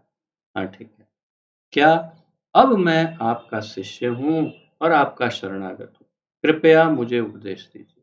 तात्पर्य बहुत सुंदर है, थोड़ा लंबा है। यह प्राकृतिक नियम है कि भौतिक कार्यकलाप की प्रणाली ही हर एक के लिए चिंता का कारण है। प्रभुपाद जी पहले समझाते हैं कि ये प्राकृतिक नियम है भाई, क्या कि जो भौतिक कार्य जो भी कर रहे हैं हम लोग, उसमें कुछ ना कुछ, कोई ना कोई ऐसा कारण होता है जिसके कारण हम चिंता में पड़े रहते हैं। पग पग पर उलझन मिलती है, पग पग पर उलझन मिलती है। वो क्या है? पदम पदम यद विपदाम, पदम पदम यद विपदाम। तो हर पग पग पर तो विपत्ति है, उलझन है, तकलीफ है, परेशानी है, कष्ट है। और अतः प्रामाणिक गुरु के पास जाना आवश्यक है। प्रभुपाद जी कह रहे हैं तो इससे विपत्ति से मुक्त कैसे हुआ जाए? प्रामाणिक गुरु के पास जाकर, जो जीवन के उद्देश्य को पूरा करने के लिए समुचित पथ निर्देशन दे सके। जो ऐसा गुरु हो जो इस उलझन से हमें बाहर निकालने के लिए योग्य हो, सक्षम हो। समग्र वैदिक ग्रंथ में हमें यह उपदेश समग्र वैदिक ग्रंथ हमें यह उपदेश देते हैं कि जीवन की अनचाही उलझनों से मुक्त होने के लिए प्रामाणिक गुरु के पास जाना चाहिए। सारे शास्त्र हमें एक ही उपदेश देते हैं, ऐसा प्रामाणिक गुरु ढूंढो जो आपको मुक्त कर सके। ये उलझन उस दावाग्नि के समान है जो किसी के द्वारा लगाए बिना भभक उठती है। दावाग्नि शब्द सबसे महत्वपूर्ण है इस वाक्य में। दावानल या दावाग्नि क्या होता है? एक जंगल में कोई नहीं जाता आग लगाने के लिए, परंतु दो वृक्ष या कोई ऐसे विशेष प्रकार के घास, सूखे घास, जब आपस में उनमें घर्षण होता है हवा के कारण, तो उस घर्षण से अग्नि उत्पन्न हो जाती है और अग्नि फिर जलाना प्रारंभ करती है और वो अग्नि इतनी भीषण हो जाती है कि जंगल के जंगल सारे जल जाते हैं। अमेरिका में कहीं ना कहीं ऐसी दावाग्नि चलती ही रहती आज भी। अर्थात आप यदि डिस्कवरी या ऐसा किसी चैनल पर देखें, यूट्यूब में ढूंढे, तो अमेरिका में सिटी भी उसके जपेट में आ जाती, कभी कहीं कहीं पर ऐसा। मतलब वो अग्नि जलते जलते जलते फिर खेतों में, खेत जलाते जला, मतलब वो शहर की या कोई छोटा सा विलेज गांव हो तो उसे भी जला देते हैं। अभी बीच में शायद अगर मेरी स्मरण शक्ति सही है तो ऑस्ट्रेलिया में ऐसा हुआ था अभी पिछले वर्ष मेरे ख्याल से, कि जिसमें ऑस्ट्रेलिया में एक पूरा गांव उसकी चपेट में आ गया और जल गया। हमारे कुछ भक्त भी वहां रहते थे, उनको भी अपने घर छोड़ करके वहां से जाना पड़ा, तो इसीलिए मुझे ज्ञात है, उसकी कुछ चर्चा चल रही थी। तो तात्पर्य ये दावाग्नि कहाँ से आई? किसी ने नहीं उत्पन्न की, स्वयं वो उत्पन्न हुई। अर्थात हमारे ही कर्मों के कारण हम इस उलझन में फंस गए और इस दावाग्नि जैसी अग्नि में झुलस गए हम, हमारे ही कर्मों के कारण। तो प्रभुपाद जी ये कहना चाहते कोई दोषी नहीं, हम ही दोषी हैं।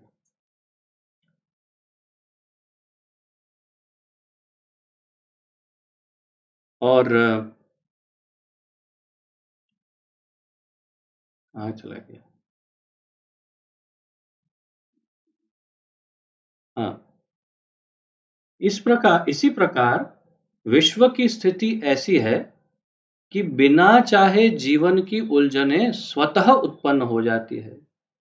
कोई नहीं चाहता कि आग लगे, किंतु फिर भी वह लग जाती है और हम अति अधिक व्याकुल हो उठते हैं। अतः वैदिक वाङ्मय उपदेश देता है कि जीवन की उलझनों को समझने तथा उनका समाधान करने के लिए हमें परंपरागत गुरु के पास जाना चाहिए। गुरु का विषय बहुत विशेष है। परंपरागत गुरु हो जो किसी भी सिद्ध और प्रामाणित परंपरा में हो, वैसे उसे ही गुरु स्वीकार किया जाना चाहिए। जो भगवान से शुरू होने वाली परंपरा हो उसी को परंपरा कहते हैं। परंपरा 4-10 पीढ़ी आगे से हो तो नहीं कहते उसे परंपरा। परंपरा केवल उसे कहते हैं जो भगवान से शुरू हो। और हमने ये प्रथम अध्याय प्रारंभ करने से पूर्व परंपरा का लिस्ट पढ़ा था कि किस प्रकार कृष्ण से लेकर के श्रील प्रभुपाद जी तक गुरु हैं। ऐसी किसी भी परंपरा का चयन किया जा सकता है जो भगवान से शुरू हो, उसमें से किसी एक को गुरु बनाना चाहिए। जिस व्यक्ति का प्रामाणिक गुरु होता है वह सब कुछ जानता है। जिसका जिस व्यक्ति का प्रामाणिक गुरु होता है वह सब कुछ जानता है। अतः मनुष्य को भौतिक उलझनों में न रहकर गुरु के पास जाना चाहिए। यह इस श्लोक का तात्पर्य है, प्रभुपाद जी कहते हैं। आगे समझाते हैं प्रभुपाद जी, आखिर भौतिक उलझनों में कौन सा व्यक्ति पड़ता है? वह जो जीवन की समस्याओं को नहीं समझता। तो जीवन की समस्याओं को समझ नहीं पाता, वही इस उलझन में फंसता है। बृहदारण्यक उपनिषद 3:8-10 में कहा है, व्याकुल अर्थात व्यग्र मनुष्य का वर्णन इस प्रकार हुआ है। तो बृहदारण्यक उपनिषद में एक व्याकुल मनुष्य का वर्णन है। कैसा? यो वा एतदक्षरम गार्ग्य अविदित्वा स्माल्लोकात् प्रैति स कृपणः। कृपण शब्द का अर्थ बृहदारण्यक उपनिषद में समझा। एतादक्षर गार्ग्य विदित्वा, ये एक शब्द है परंतु वास्तव में ये संधि विग्रह करने के बाद अविदित्वा हो जाता है। कृपण वह है जो मानव जीवन की समस्याओं को हल नहीं करता और आत्म साक्षात्कार के विज्ञान को समझे बिना कुकर शुकर की भांति इस संसार को त्याग कर चला जाता है। कृपण किसे कहते हैं? तो कार्पण्य दोष अपहृत स्वभाव, कार्पण्य दोष, अर्जुन ने कहा कृपण, मैं कृपण हूं। तो कृपण कौन है? कृपण वह है जो मानव जीवन की समस्याओं को हल नहीं कर सकता या करता और आत्म साक्षात्कार के विज्ञान को समझे बिना कुकर शुकर अर्थात कुत्ते और पिग, भूंड, डुक्कर, शुकर, जितने वराह, कितने शब्द हैं इसके, सुवर, ये शुकर की भांति इस संसार को त्याग कर चला जाता है। कोई नीति नियम नहीं जीवन में, कोई धर्म नहीं, कोई आत्म साक्षात्कार, जिया मर गया। जीव के लिए यह मनुष्य जीवन अत्यंत मूल्यवान निधि है, प्रभुपाद जी कहते हैं, जिसका उपयोग वह अपने जीवन की समस्याओं को हल करने में कर सकता है। अतः जो इस अवसर का लाभ नहीं उठाता वह कृपण है। अगर जीवन के इस अवसर का लाभ नहीं उठाया जाए, क्या क्या अवसर मिला है? अपने आप को समझने का, अथातो ब्रह्म जिज्ञासा। अगर ब्रह्म जिज्ञासा ना हो कि मैं कौन हूं, क्या ये मैं शरीर हूं, क्या मैं ये हाथ हूं, उंगली हूं, मुंह हूं, मैं ये भाई, मैं ये बहन हूं, मैं कौन हूं? अगर ये प्रश्न ना हो, भगवान कौन है, क्या भगवान है, और है तो मेरा उनसे क्या संबंध है, ये प्रश्न ना हो तो जीवन व्यर्थ है। धर्मेण हीन पशु भी समान। तो जिसका उपयोग वह अपने जीवन की समस्याओं को हल करने में कर सकता है, अतः जो इस अवसर का लाभ नहीं उठाता वह कृपण है। ब्राह्मण इसके विपरीत होता है, जो इस शरीर का उपयोग जीवन की समस्त समस्याओं का हल करने में करता है। ब्राह्मण अर्थात एक प्रकार से वास्तव में बुद्धिमान व्यक्ति, जन्म वाला ब्राह्मण नहीं। और इसके लिए क्या कहा? यह एतद अक्षरम गार्गी विदित्वा स्माम लोकात् प्रैति स ब्राह्मणः। पहले श्लोक में दो ही अंतर है, इसमें कहा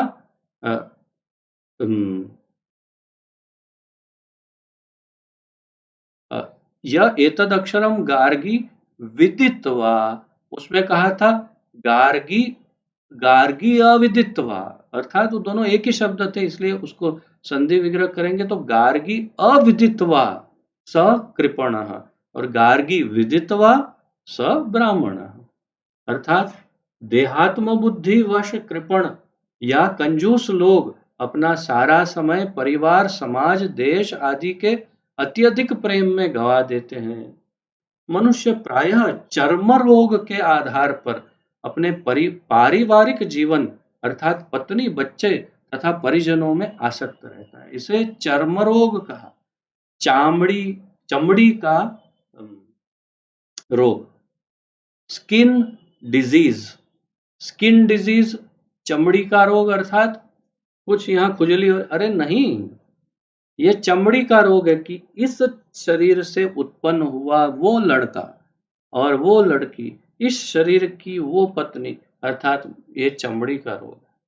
ये मेरा मामकः पांडवश्चैव, ये मेरे और वो पांडव के, ये चमड़ी का रोग है धृतराष्ट्र। तो प्रभुपाद जी यही कह रहे हैं कि चर्म रोग के आधार पर हम अपने पारिवारिक जीवन अर्थात पत्नी, बच्चों तथा परिजनों में आसक्त रहते हैं। कृपण यह सोचता है कि वह अपने परिवार को मृत्यु से बचा सकता है, अथवा वह यह सोचता है कि उसका परिवार या समाज उसे मृत्यु से बचा सकता है। अब देखिए, आजकल मैं क्या टिप्पणी करूं, क्या कहूं, बस जो हो रहा है समाज में, मृत्यु हो रही है, जो हो रहा है वो आप देख रहे हैं।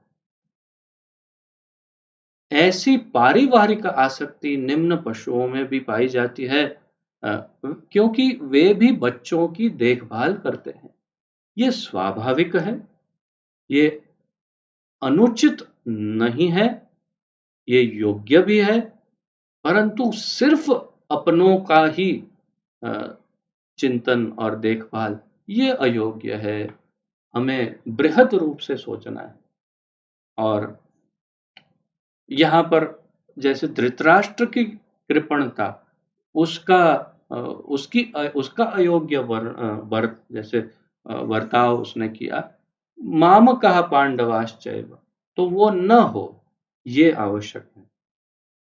परंतु एक आध्यात्मवादी इससे भी ऊपर है, और वो जो भगवान का भक्त है, ज्ञानी है, वो जानता है कि प्रत्येक देह में दो जन निवास करते हैं, एक जीवात्मा है और एक परमात्मा है। सारे जीवात्मा एक स्तर पर हैं और परमात्मा भगवान है, और सारे जीवात्मा इस भौतिक संसार में कष्ट भोग रहे हैं, और उनको कैसे मुक्त कराना और उनका परमात्मा से कैसे मिलन करवाना, यही उनका वास्तविक हित है। इस बात को सोचता है एक भक्त। बुद्धिमान होने के कारण अर्जुन समझ गया था कि पारिवारिक सदस्यों के प्रति उसका अनुराग तथा मृत्यु से उनकी रक्षा करने की उसकी इच्छा ही उसकी उलझन का कारण है। बुद्धिमान होने के कारण अर्जुन ने समझ लिया कि अब मैं कंफ्यूज हो गया हूं, और इसलिए तुरंत उसने कृष्ण की शरण ले ली।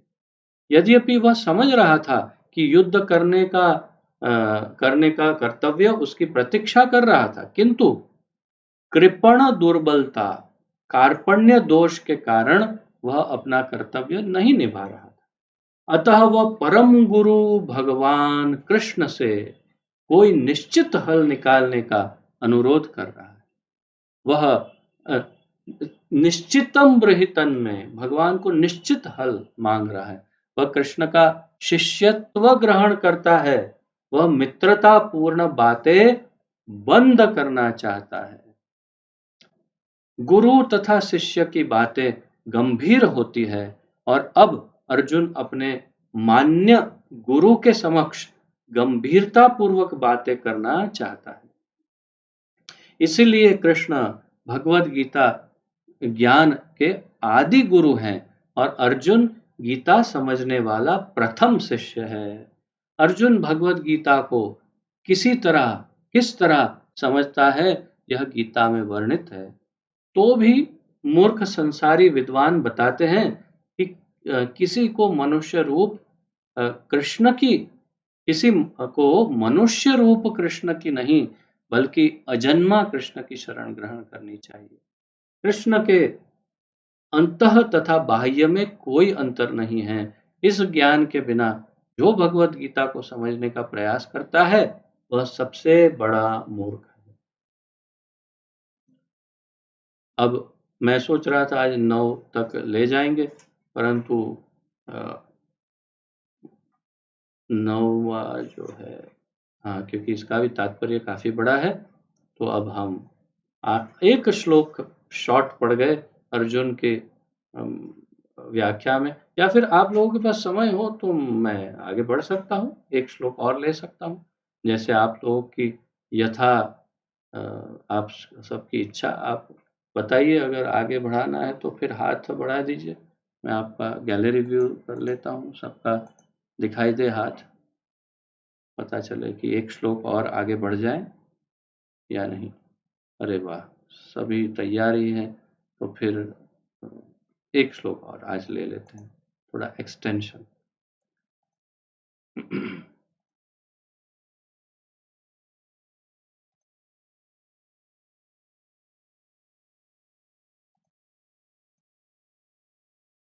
8 नहि प्रपश्यामि ममापनुद्याद् यच्छोकमुच्छोषणमिन्द्रियाणाम् अवाप्य भूमावसपत्नमृद्धम् राज्यं सुराणामपि चाधिपत्यम्।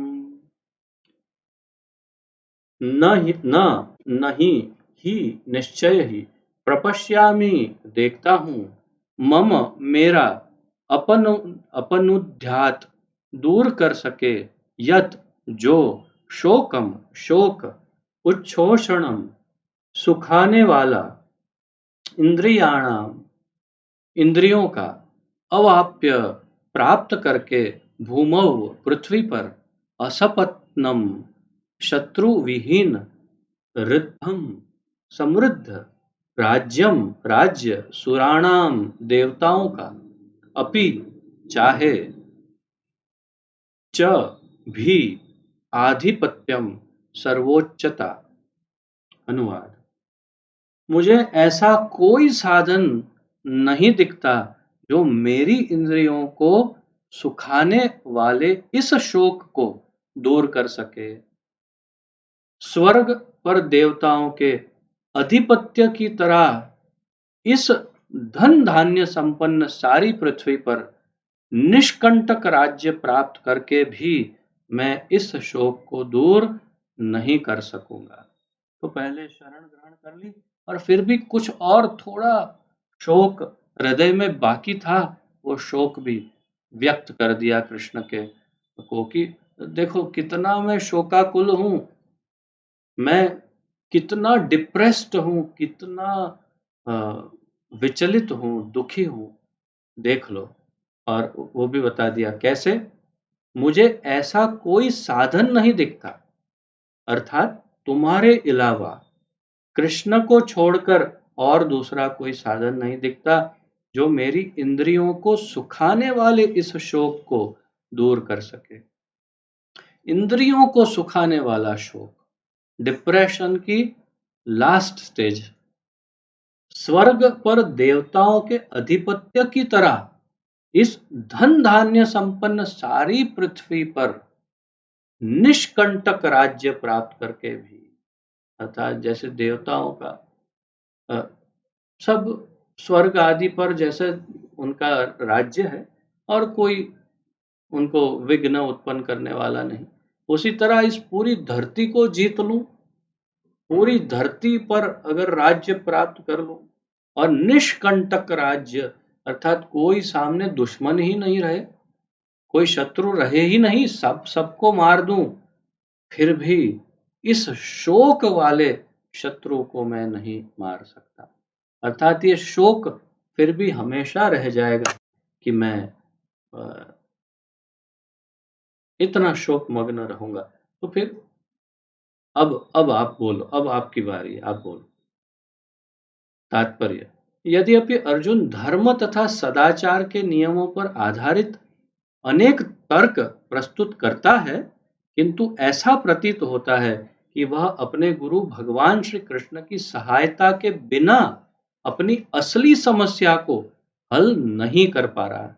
तो सारे तर्क वितर्क उसने पहले दे दिए, हमने देखा इतने सारे तर्क दिए, लेकिन फिर वो समझता है कि ये सारा तर्क जो है वो खोखला है, उसमें समझ नहीं है। तर्क है पर तर्क की समझ, धर्म की समझ नहीं है।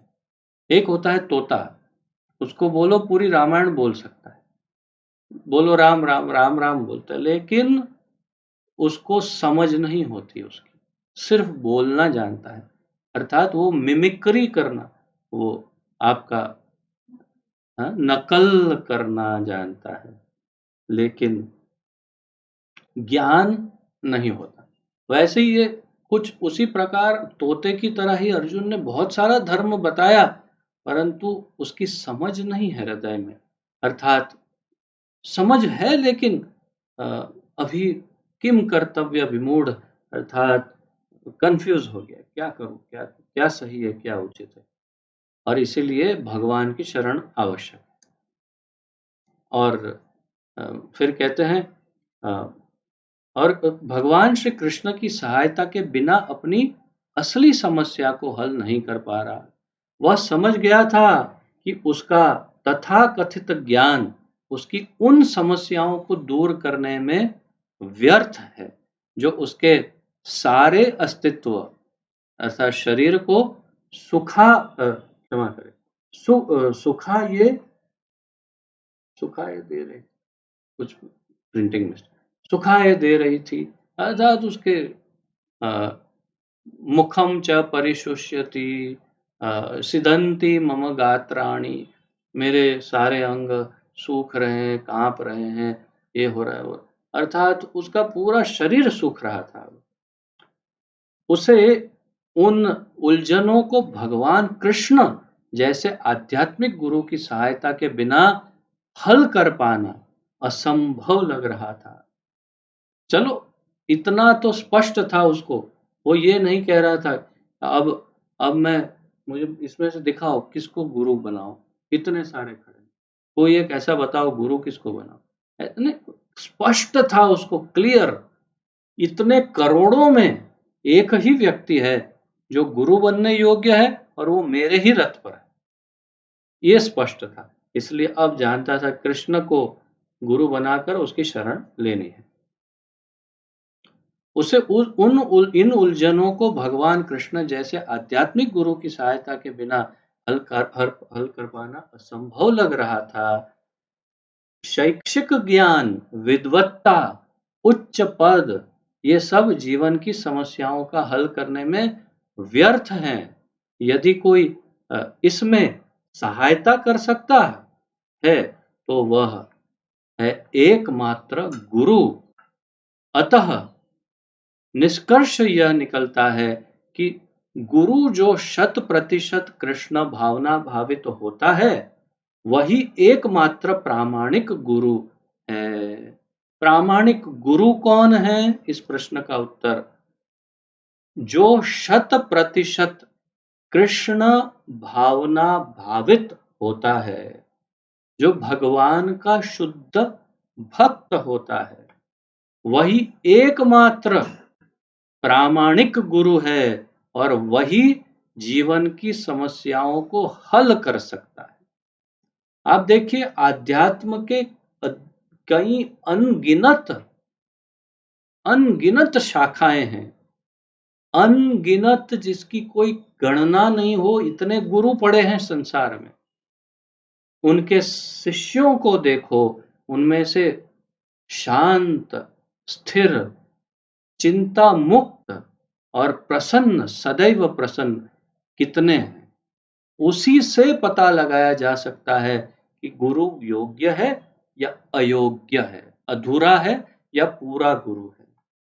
और यदि शांत चित्त, सदैव प्रसन्न स्थिर और आनंदमय जीवन कोई जी रहा है तो समझना चाहिए कि उसका गुरु है, और आप पाएंगे कि उसका गुरु कृष्ण भावना भावित निश्चित रूप से है, वो कृष्ण भक्त है, तभी वो ये सब दे सकता है अपने शिष्य को।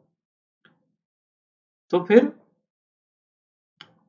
भगवान चैतन्य महाप्रभु ने कहा है कि जो कृष्ण भावनामृत के विज्ञान में दक्ष हो, कृष्ण तत्व वेत्ता हो, जो कृष्ण तत्व का ज्ञानी हो, जो कृष्ण तत्व को जानता हो, चाहे वह जिस किसी जाति का हो, वही वास्तविक गुरु है। किबा विप्र किबा न्यासी शूद्र केने नए, यही कृष्ण तत्व वेत्ता से ही गुरु है। किबा विप्र किबा न्यासी शूद्र केने नए, यही कृष्ण तत्व वेत्ता से ही गुरु है। महाप्रभु कहते हैं कोई व्यक्ति चाहे विप्र वैदिक ज्ञान में दक्ष हो, बड़ा बुद्धिमान ब्राह्मण हो, निम्न जाति में शूद्र हो या सन्यासी, यदि वह कृष्ण के विज्ञान में दक्ष कृष्ण तत्व वेत्ता है तो वह यथार्थ प्रामाणिक गुरु है। जन्म से नहीं, कर्म से नहीं, मूल रूप से यदि भक्ति से वो शुद्ध भक्त हो तो वो चाहे किसी भी कुल में जन्मा हो, उसे गुरु बना लेना चाहिए। चैतन्य चरितामृत मध्य लीला 8.128। अतः कृष्ण तत्व वेत्ता हुए बिना कोई भी प्रामाणिक गुरु नहीं हो सकता। वैदिक साहित्य में भी कहा गया है, षट्कर्म निपुणो विप्रो मंत्र तंत्र विशारदः अवैष्णवो गुरुर्न स्याद् वैष्णवः स्वपचो गुरुः। कंठस्थ करने योग्य ये दोनों श्लोक हैं। पद्म पुराण का ये श्लोक है, षट कर्म निपुणो विप्रो, सारे सब प्रकार के कर्म कांड ये वो सब में निपुण हो, मंत्र तंत्र विशारद, सब प्रकार से पूरी तरह से जानकार हो वेदों का, लेकिन अवैष्णवो गुरु न स्यात्, लेकिन यदि वो भगवान का शुद्ध भक्त न हो तो वो गुरु बनाने योग्य नहीं है।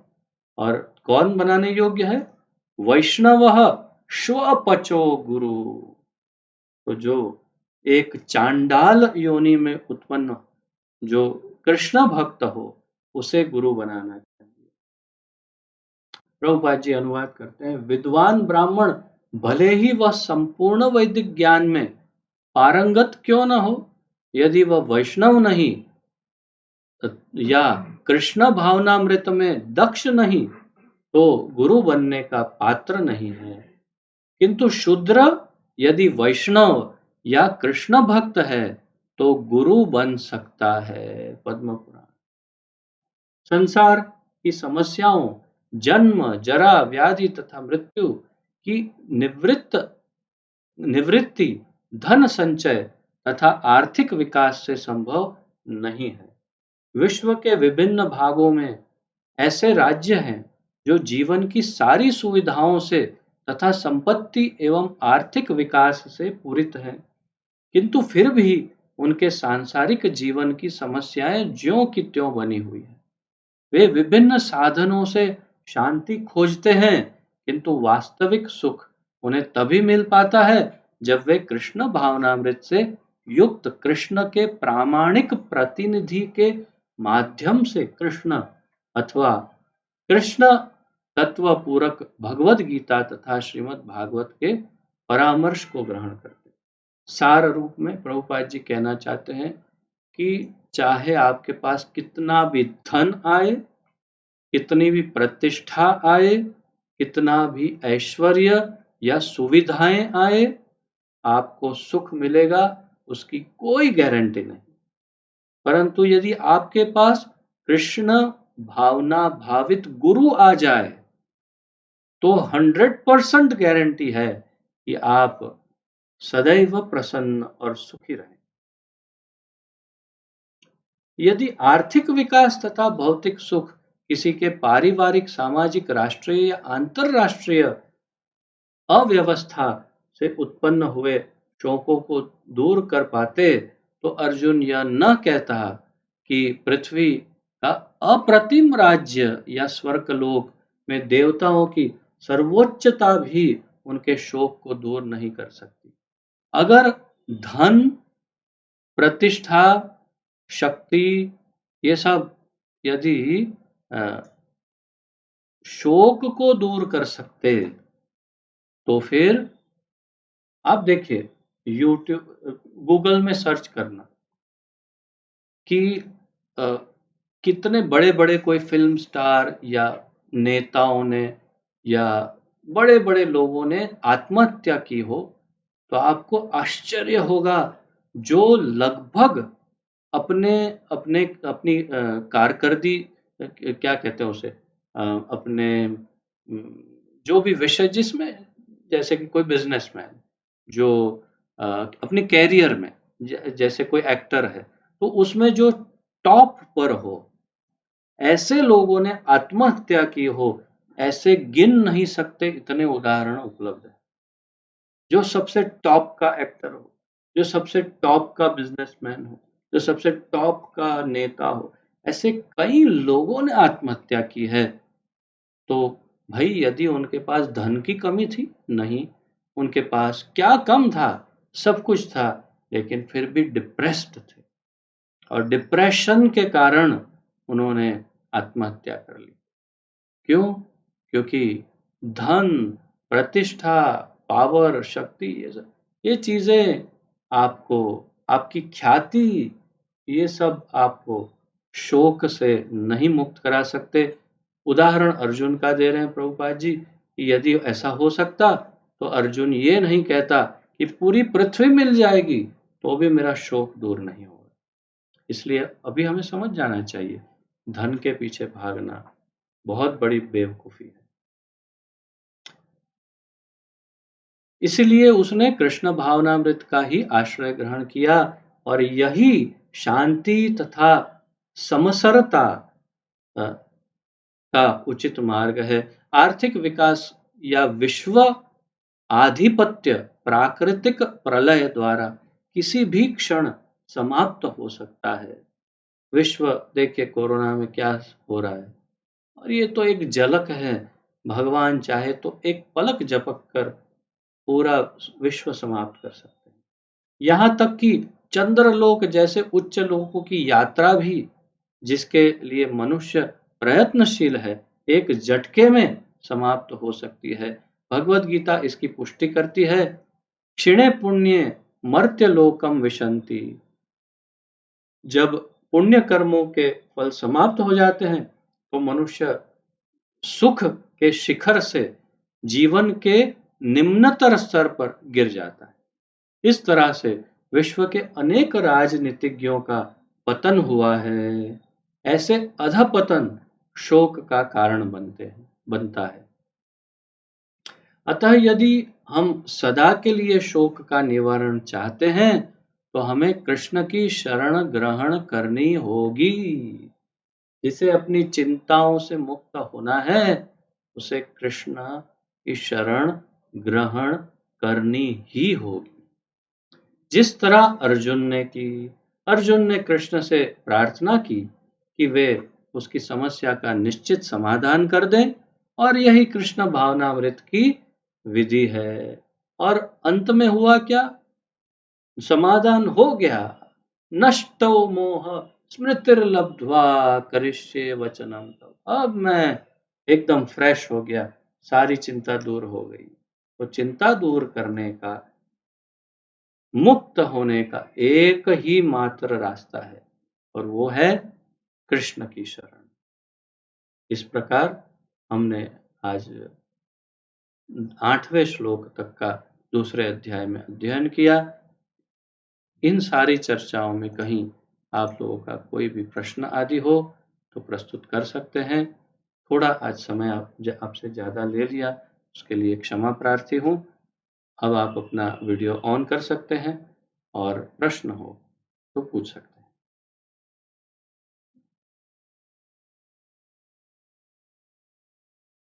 पूछिए गौरांग महाराज।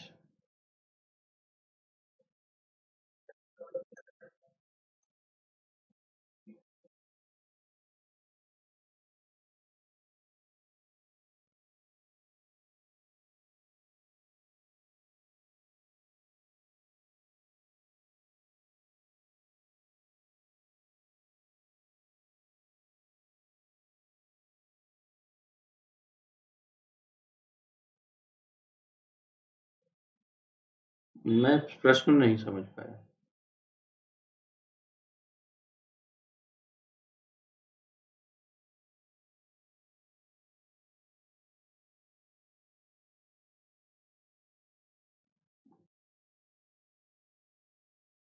उसके ऊपर मतलब क्या? वही मैं पूछ नहीं समझ पा रहा हूँ। उसके ऊपर का क्या मतलब?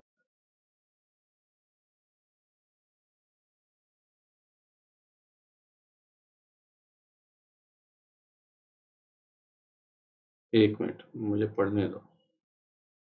अर्जुन द्वारा व्यक्त इस प्रकार के ये विचार सिद्ध करते हैं कि वह न केवल भगवान का महान भक्त था, अपितु वह अत्यधिक प्रबुद्ध और अपने मन तथा इंद्रियों पर पूर्ण नियंत्रण रखने वाला था। राज परिवार में राज परिवार में जन्म लेकर भी भिक्षा द्वारा जीवित रहने की इच्छा उसकी विरक्ति का दूसरा लक्षण था।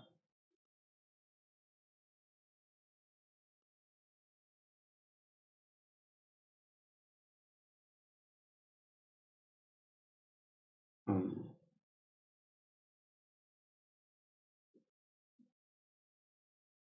अ, एक प्रकार से कह सकते हैं कि जो यहाँ बताया, परंतु वास्तव में उसका जो भी लक्षण था, वो वास्तव में उसका भक्त हृदय होना, वही उसका मूल लक्षण था। अगर हम सार रूप में देखें तो वास्तविक लक्षण उसका जो है वो भगवान का भक्त और भगवान का प्रेमी होने का वो मूल उसका लक्षण था। जिसके कारण, क्योंकि हमने जितने भी इसके पूर्व जितने तात्पर्य देखे, उन सभी तात्पर्यों में प्रभुपाद जी ने यही बात कही कि अर्जुन क्योंकि भगवान का भक्त है, क्योंकि वो भक्त है, क्योंकि भक्त है, एक ही बात रिपीट करते हैं। और भक्त होने के कारण उसका हृदय कोमल है, दूसरों पर दया है, करुणा है, उसको दूसरों को हानि नहीं पहुंचानी। तो कारण जो है वो मूल रूप में उसके भक्त हृदय का कारण ही मूल है। और यहाँ पर लक्षण के रूप में कारण बताए, जैसे कि आप बता रहे हो उस तरह से अत्यंत प्रबुद्ध और इंद्रियों पर पूर्ण नियंत्रण, ये लक्षण है। कारण में और लक्षण में अंतर मैं समझाने का प्रयत्न कर रहा हूँ कि एक कारण है और एक लक्षण है। तो ये लक्षण है कि हाँ वो प्रबुद्ध है और इंद्रियों पर नियंत्रण है, परंतु वो मूल कारण नहीं, मेरे मेरे निजी मत के अनुसार। और मूल कारण उसका भक्त होना, वो कारण है। और फिर उसकी विरक्ति, तो विरक्ति भी दूसरा लक्षण है, परंतु मूल कारण क्या है लक्षण का? उसकी विरक्ति का लक्षण का कारण भी उसकी भक्ति ही है। भक्ति ही मूल विरक्ति का कारण होता है। क्योंकि अगर भक्ति है, मतलब if you are attached to something, then you are detached from something. तो वो कृष्ण से युक्त है, इसलिए दूसरी सब वस्तुओं से मुक्त है। तो विरक्ति उसकी लक्षण है, लेकिन कारण कृष्ण भक्ति है। इसलिए मैं लक्षणों पर ज्यादा महत्व नहीं दे रहा, मैं कारण पर ज्यादा महत्व दे रहा हूँ। Because he is a devotee, that's why is detached. ठीक है। हाँ, बोलिए।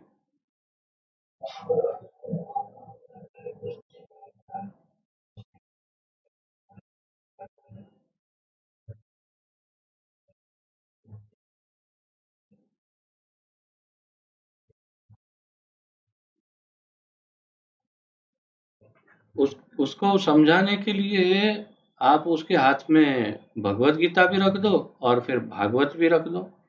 और उसको कहो कि भगवत गीता पहले पढ़, इसमें दो परंपरा की बात है। एक तो ये जो परंपरा लिखी है, दूसरा एवं परंपरा प्राप्तम इमं राजर्षयो विदु स काले नेह महता।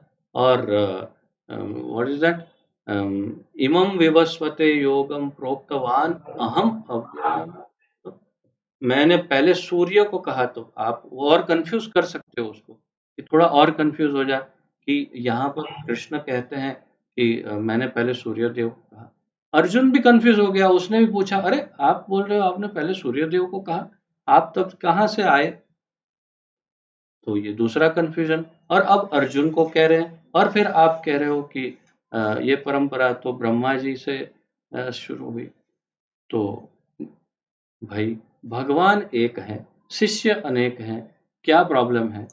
उनका ही शिष्य ब्रह्मा जी है, उनके ही शिष्य सूर्य देव है, उनके शिष्य अर्जुन है, उनके शिष्य शिव जी हैं, उनके शिष्य चार कुमार है, लक्ष्मी जी है, इत्यादि। तो भाई, एक गुरु के अनेक शिष्य हैं, क्या प्रॉब्लम है? कंफ्यूजन क्या है? अलग अलग परंपराएं हैं, और इसमें से एक परंपरा ये है, एक परंपरा ये है। परंपरा अनेक हो सकती है, भगवान तो एक ही है, गुरु तो एक ही है। No confusion. ओके। हाँ, विपिन बिहारी प्रभु। यू।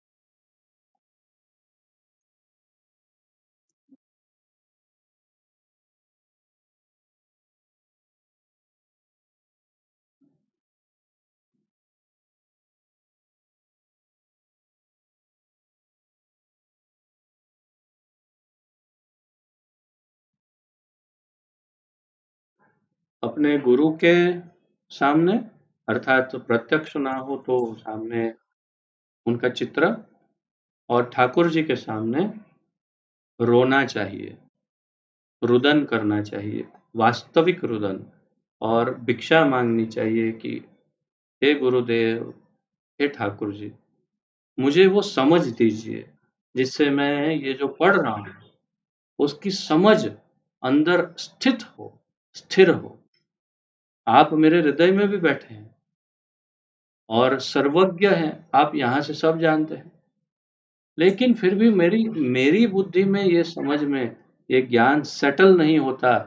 तो हे प्रभु, हे गुरुदेव, आप कृपा कीजिए, मुझ मुझ कृपण पर मुझ कृपण पर कृपा कीजिए। शिष्यस्ते हम शाधि माम त्वाम प्रपन्न। मैं आपका शरणागत हूँ, मुझ में बुद्धि नहीं, आप दया कीजिए और मुझे ये सब जो मैं पढ़ रहा हूँ उसका वास्तविक ज्ञान मुझे हो, इस प्रकार आप मुझ पर करुणा कीजिए। ये रोना चाहिए, और एक बार नहीं, दिन ब दिन, प्रतिदिन, हर बार रोते रोते ये प्रार्थना करते रहेंगे तो एक दिन अचानक देखेंगे कि सब समझ में आ रहा है।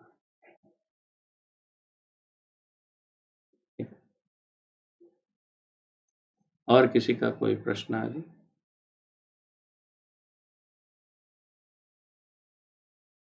ठीक है, तो हाँ, तो इतना रुक के क्यों हाथ ऊपर करते हैं तापस दास जी, महाराज जी?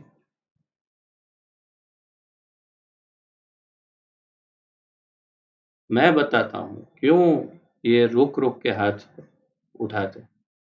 ये इतने सौम्य, इतने अधिक, ये हम्बल, हम्बल क्या कहते हैं, विनम्र है, इतने अधिक विनम्र हैं कि वो सोचते हैं कि कोई सीनियर मुझसे पहले हाथ उठाए, उससे पहले मैं उठा लूं तो उनका अपमान हो जाए, किसी अन्य भक्त के पहले हाथ उठा लूंगा तो अ, उनका अपमान हो सकता है। ये इतने अधिक विनम्र हैं कि वो अ, बहुत रुक रुक के सोच सोच के हाथ उठाते हैं। इनके हृदय को जिस प्रकार मैं जानता हूँ, मैं व्यक्त कर रहा हूँ। अब बताइए।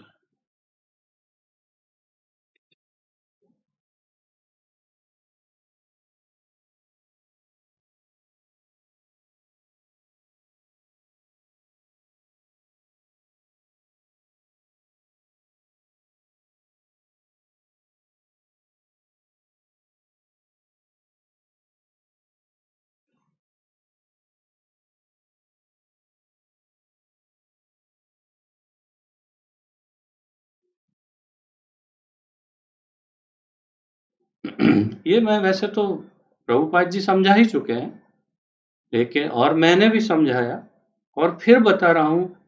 1 2 3 4 ऐसे पॉइंट गिन सकते हैं। नंबर 1, अपने स्वार्थ के कारण, क्योंकि वे जानते थे कि उनका उनका उनको भगवान पर, जैसे भीष्म पितामह की बात नहीं, मैं द्रोणाचार्य की बात, भीष्म पितामह ऋणी समझते थे अपने आप को कि मैं इन कुरुओं पर, धृतराष्ट्र और दुर्योधन के धन से मेरा जीवन यापन हो रहा है, और इसलिए अपने आप को ऋणी समझते थे। ऋण चुकाने के लिए उसका साथ देना ही पड़ेगा। द्रोणाचार्य स्वार्थी थे। वो ये सोचते थे कि मुझे जो धन धान्य ऐश्वर्य पावर सत्ता सब प्राप्त है, उसका कारण धृतराष्ट्र और दुर्योधन है, और उसको अगर मेंटेन करना हो, मेरे बच्चे को, अश्वत्थामा को आगे कंटिन्यू करवाना हो, तो फिर मुझे उनका साथ देना ही पड़ेगा। बाकी सारे शास्त्रों का ज्ञान और सब विद्वत्ता एक तरफ, और स्वार्थ एक तरफ। बस यही कारण, और कोई कारण। किसी और का कोई प्रश्न? और कोई प्रश्न? ठीक है, तो विराम। एक और हाथ उठा, बताइए।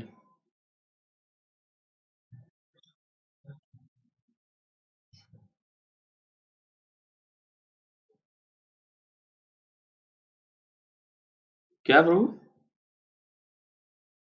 श्रेय, श्रेय और प्रेय बहुत सिंपल है। जो पसंद आए, मुझे ये करना है, उसे प्रेय कहते हैं। और जो मुझे करना चाहिए धर्म के अनुसार, नियम के अनुसार, जो सबके हित के लिए अच्छा हो, जो वैसा काम मुझे करना चाहिए, उसे श्रेय कहते हैं। और जो मुझे अच्छा लगता है वैसा मैं करूंगा, उसे प्रेय कहते हैं। बस उतना ही है, सिंपल। क्या समझ में नहीं आया? आगे, अच्छा ठीक। और किसी का कोई प्रश्न?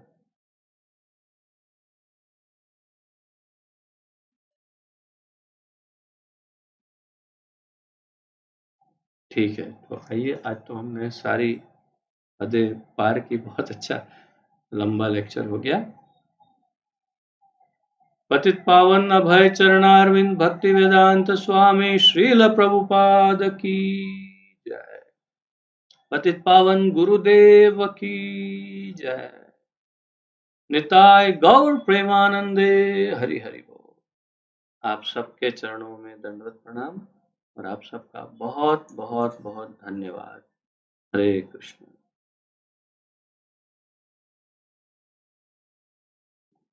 तो आइए, सब सम्मिलित रूप से सभी कोरोना पीड़ितों के लिए एक माला जप करते हैं। Everything is being recorded.